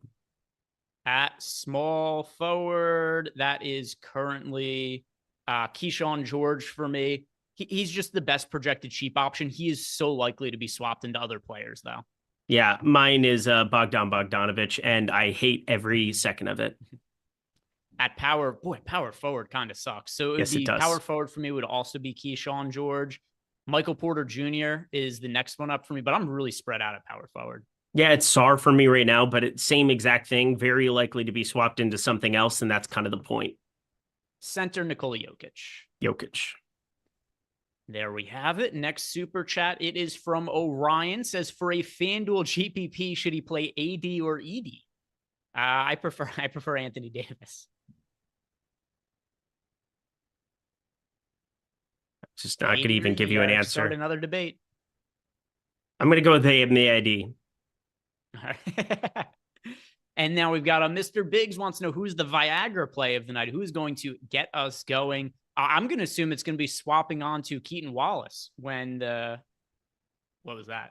What you talking about, Wallace? Oh, that was me watching my thing go up. That was. Oh, okay. All right. I was trying to figure out. I did a sound effect for it. I was trying to be. Here we go. Atlanta news from you. I was like, oh, Atlanta news. Did news just break? Oh, Hunter in, Risa Shea in. Oh no. Is that it? The Dyson Daniels one. That's the biggie. Come on. Come on, come on. No Dyson Daniels update. That's the one that matters the most for Keaton Wallace. But anyway, just as we were talking about it, Mr. Biggs, I'm going to assume it's going to be it's going to be Dyson Daniels getting ruled out post lock and us swapping our lineups. Bro, if this is one of those slates where Duncan Robinson and Dyson Daniels both get ruled in after the fact, I'm just gonna like, what are we even doing here? What are we actually doing here with the injury reports? I mean, wasn't even on the injury report. Questionable. I know. It's questionable decision making, if you ask me. Who's your Viagra play? What are you going with? We'll go. What do I want it to be? What do I want it to be? RJ Barrett, in addition to Scotty Barnes. I like this Toronto side a little bit. All right. Then we got Corey Bomber. He's saying Serbian Heritage Night today. Jokic nuke. Yeah, I mean, Jokic does pretty well even on non-Serbian Heritage Night. Yeah. Also, how do people even find when these days are? I don't know, but all I know is that you made me the most money on a single game parlay ever with the Luka Doncic on Heritage Night in Dallas. Oh, that's what was true. that? A year or two ago? I forgot about that one. There was the game that mattered nothing for the Mavericks at the end of the incredible. Season. It was some sort of Heritage Night. And Luka had crazy high props and played like 8 minutes. And played one quarter. It was incredible. You played the whole first quarter for what it's worth, but it was an absolute GOAT call by you. So I thank you very much. I thank you very much. 1-2. I'm on board with this conspiracy theory. He says Raul Rosas is Verna Janjidoba. I think the two of them should mate and they should have odd-looking children. But yes, they look very similar. They do look very, very similar. All right, guys, if you haven't done it yet, like the video, subscribe to the YouTube channel. 20 minutes left to go here. Time has been flying by. Want to tell you guys about Portfolio EV. If you guys aren't following me on Twitter, look, you should be doing it. I should be following Eric as well. But I do these daily threads where I post a bunch of bets from Portfolio EV. I started the season with a $100 bankroll and then just taking a handful of bets. Not all of them, not all the bets I place, just a random sample of bets that are up on the board at Portfolio EV. That starting $100 bankroll is over $500 now, so 5x the bankroll. So think about it. If you would have started the season with $1,000 with some of those bets, you'd be at $5,000. Once again, that's only with a small portion of the bets that I actually place. You can see right here on screen, I actually placed close to 10,000 bets last year using Portfolio EV. It is a great way to bet, build your bankroll. You don't have to have any information for yourself. You don't have to do any thinking.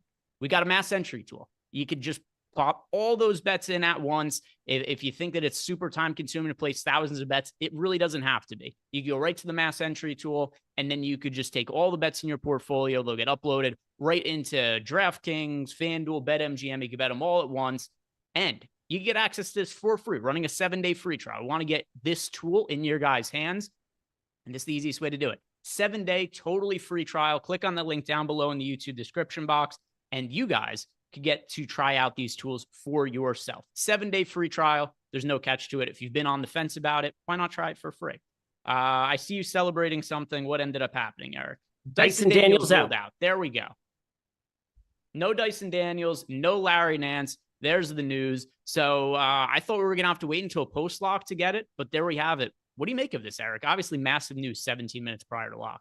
Yeah, I mean, this is just an absolute punt by Atlanta, and it's going to be a little bit dicey for a couple of reasons. One, Vit Krejci's played well into like a prominent role player for them, and Okongwu minutes. Like, I want to make sure I can get a decent amount of Okongwu minutes. Not the easiest matchup going up against Rudy Gobert by any means whatsoever, although, you know, Okongwu also steps out to the perimeter, knocks stuff down, but Larry Nance being out solidifies even more some of those minutes there at the 5 there. You get Ricochet back in.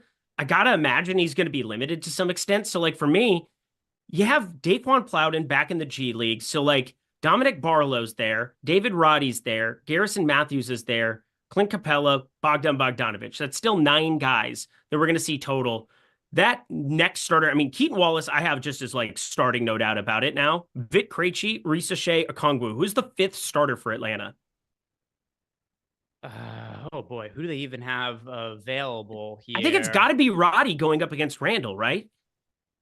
It could be. I don't think it has to be. I don't think an NBA team has ever been in a situation to look at the roster and go, "Oh my God, we have to start David Roddy." I don't think that's better. It'd be like Capella and Okongwu on the floor together, as though it's Twin Towers circa last year when everybody would do that against Minnesota. They could start DeAndre Hunter.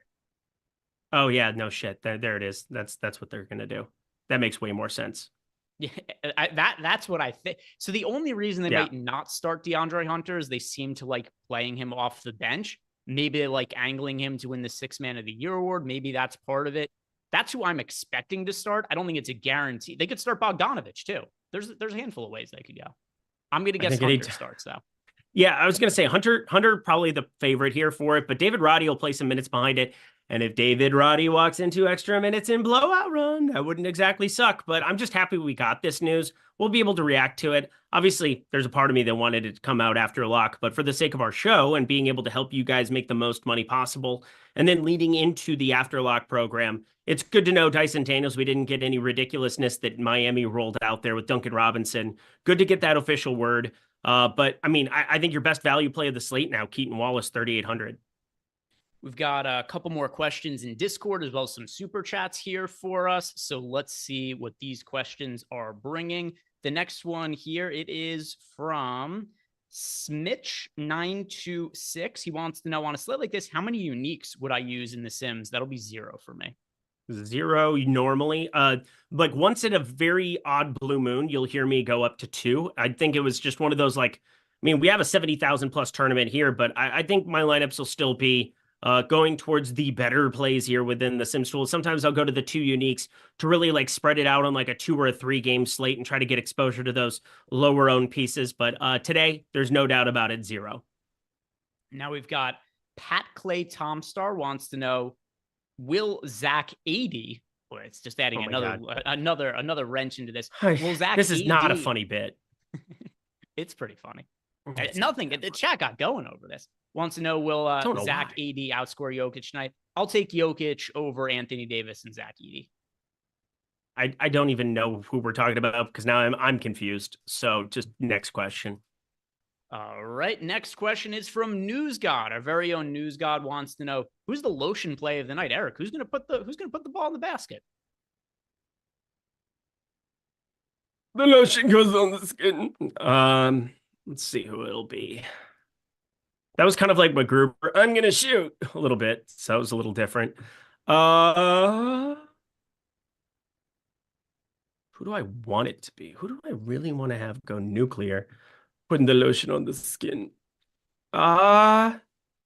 If we got Domantas Sabonis or LeBron James, that would be fun to have them put it in the basket. But I don't know. I'm rerunning stuff here right now, and actually, you know what? I'm gonna have it be, Karl Anthony Towns. Karl Anthony Towns. Put the lotion on the skin.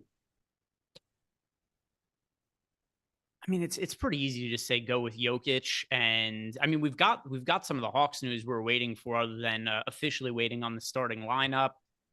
So I do just want to say that Jokic is the guy to go to. Let's see, is there a lower owned pay up option though? I agree with you. Cat looks really good today. Let's see, who else?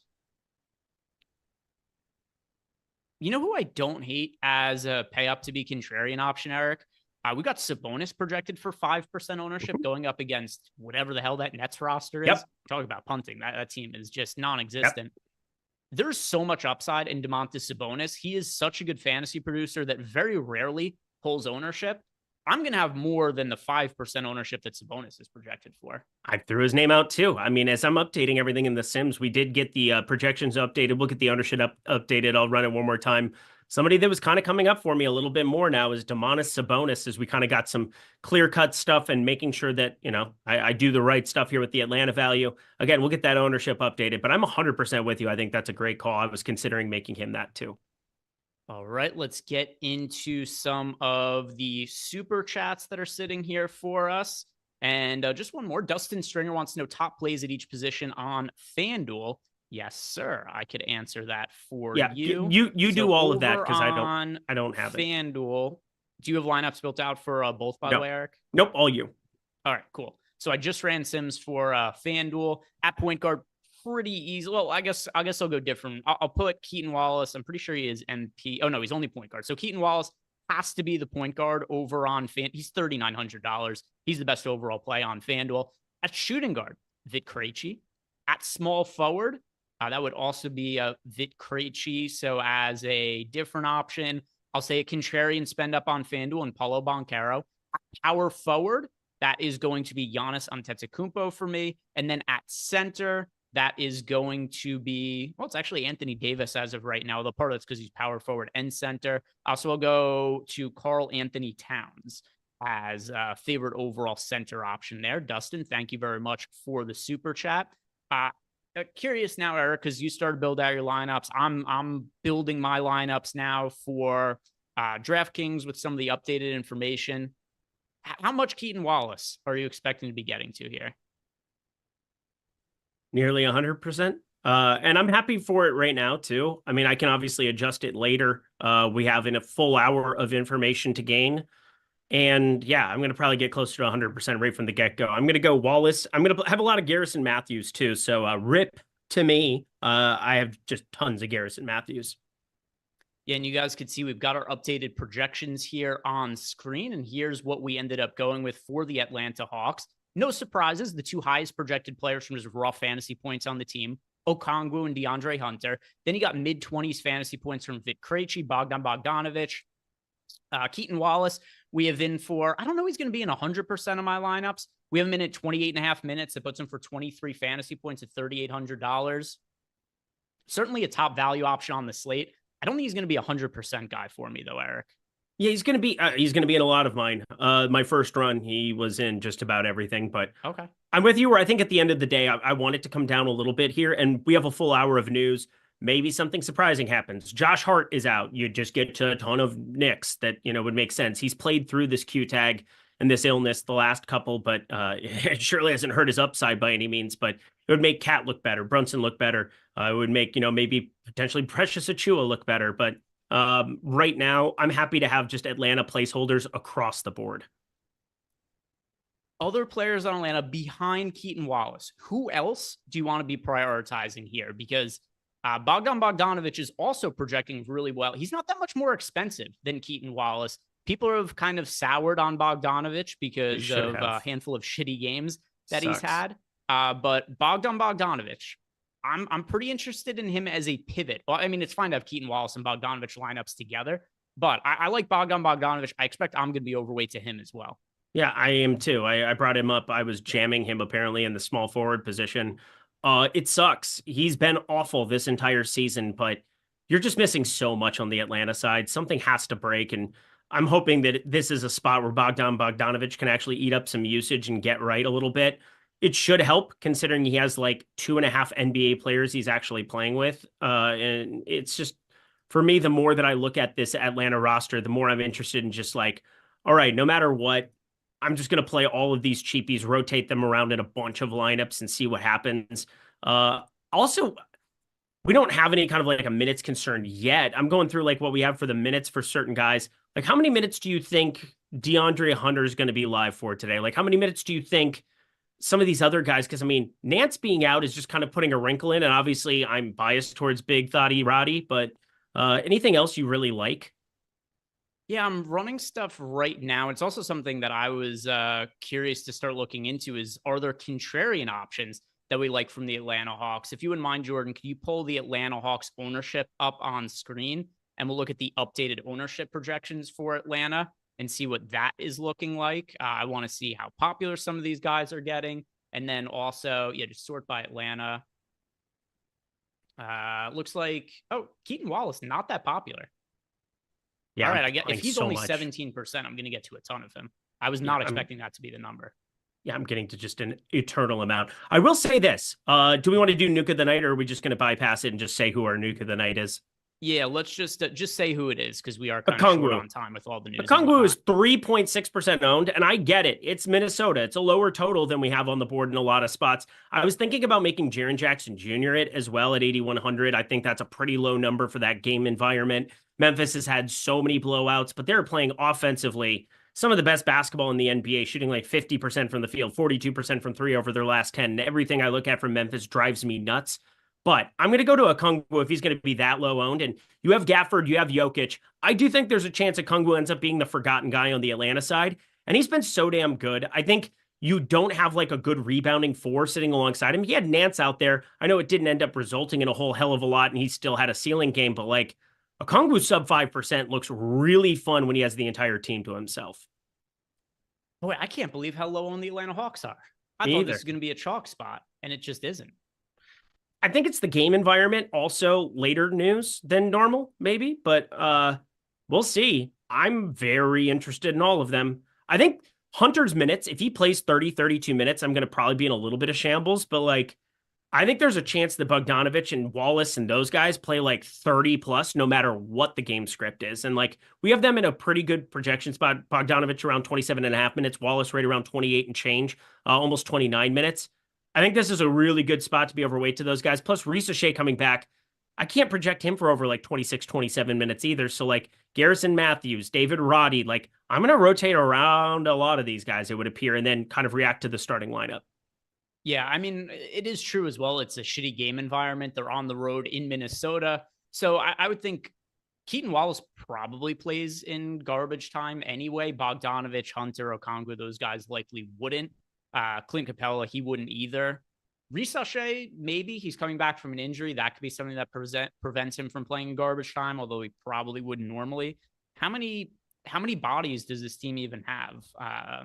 Yeah, so there was 2 different reports that just came out. I saw that they updated it 1, 2, 3, 4, 5, 6, 7, 8, 9, 10, 11. So they have Barlow, Gaye. I mean, we can kind of write them off for the most part, but the rotation guys, I mean, we got Wallace, Vic Krejci, Ricochet, Hunter, Okongwu. That's who I have for the starting lineup here for right now. Clint Capella off the bench, Bogdanovich off the bench, Garrison Matthews potentially off the bench, and David Roddy off the bench. I think all of them very live. I mean, the one that I could see exchanged is Garrison Matthews starting potentially over DeAndre Hunter if they want to keep that same formation that you were talking about before. But yeah, 11 guys, but I doubt we see 2 of them, barring like a 25-point blowout, which is kind of live, I guess. All right, let me sort by my Atlanta exposure. Is there anybody contrarian who's landing in a good amount of lineups for me? I mean, I'm well over on Bogdanovich, well over on Keaton Wallace. I'm skeptical he's actually going to be 17% on. I think he ends up being higher than that number. Let's see, other players from Atlanta. I mean, Vic Krejci, he's only projected for 10% ownership. All right, I mean, I'm gonna go with Bogdanovich. If Bogdanovich is 15%, Eric, that's my nuke of the night. I mean, Keaton Wallace, I guess, could be another one. He's 17%. That's also not a crazy high number. I just think he's gonna end up being more popular than that. But Bogdanovich, in modest ownership, $4,400. I'm gonna be going with him as my nuke of the night here. A little bit later, but we were waiting on some of that news. We just got a super chat from JC Mart 2, wants to know thoughts on Dillingham. What people every day, people are always trying to roster Dillingham. It's a big slate. Could he get there in garbage time, have a pretty decent game? Sure. But I'm not looking to roster Dillingham tonight. Yourself, Eric? I'm the biggest Rob Dillingham fan on the planet. I was when he was at Kentucky, and he somehow ended up on my basketball team in Minnesota, and I have 0% of him, so don't do it. Yeah, no Dillingham for me. It's especially on a slate of this size, it's an uphill battle for him to land in an optimal lineup. Just a couple minutes left to go here, guys. If you haven't done it, like the video, subscribe to the YouTube channel in a couple of minutes. The show is going to be continuing over on playback. Josh and I will be watching the games on screen and waiting for the Atlanta Hawks starting lineup. We've got somewhat of an idea of which direction that they'll go, but when that starting lineup actually comes out, we could have some projections that are updated and ownership and whatnot. So Josh and I will be covering all of that over on playback. A couple of late questions that came in from Discord. First, Mike Will 87, Wallace type top value for single entry. Yes. Yes. He's my favorite overall value option. Same. And then we've got Alucard wants to know who is our favorite play at shooting guard. Boy, shooting guard's kind of a shit position. Bogdanovich. Yep. And that is going to do it for those questions. Nothing else in the super chats. So about a minute left to go here before we transition over to playback. Eric, any final thoughts for the people before we sign off? Yeah, it's going to be one you want to jump over to playback. So no matter what you're doing, if you're watching this show and you feel as though you get great information here, that's reason enough to sign up for playback right now and go over and watch Josh and Greg, because the breakdown that you're going to get right now is going to be far more important than anything else that we just talked about through this show, because we just got all the news. We just got all the updates. Now we're going to get starting lineups and being able to react to those and seeing kind of how that's going to change our lineups compared to what happened pre-lock is always the most valuable information you can get. So head over to Playback, jump into the link, get on out of here. We'll see you guys tomorrow. News that we're still waiting on. Chris Middleton officially questionable. We got some starting lineups to come out. So all stuff that we are going to be hitting on when we get over into Playback. Guys, do us a big favor. Like the video, subscribe to the channel. Like Eric said, go join us in Playback. Why not? Got a special guest popping in a couple minutes as well. Come see what it is.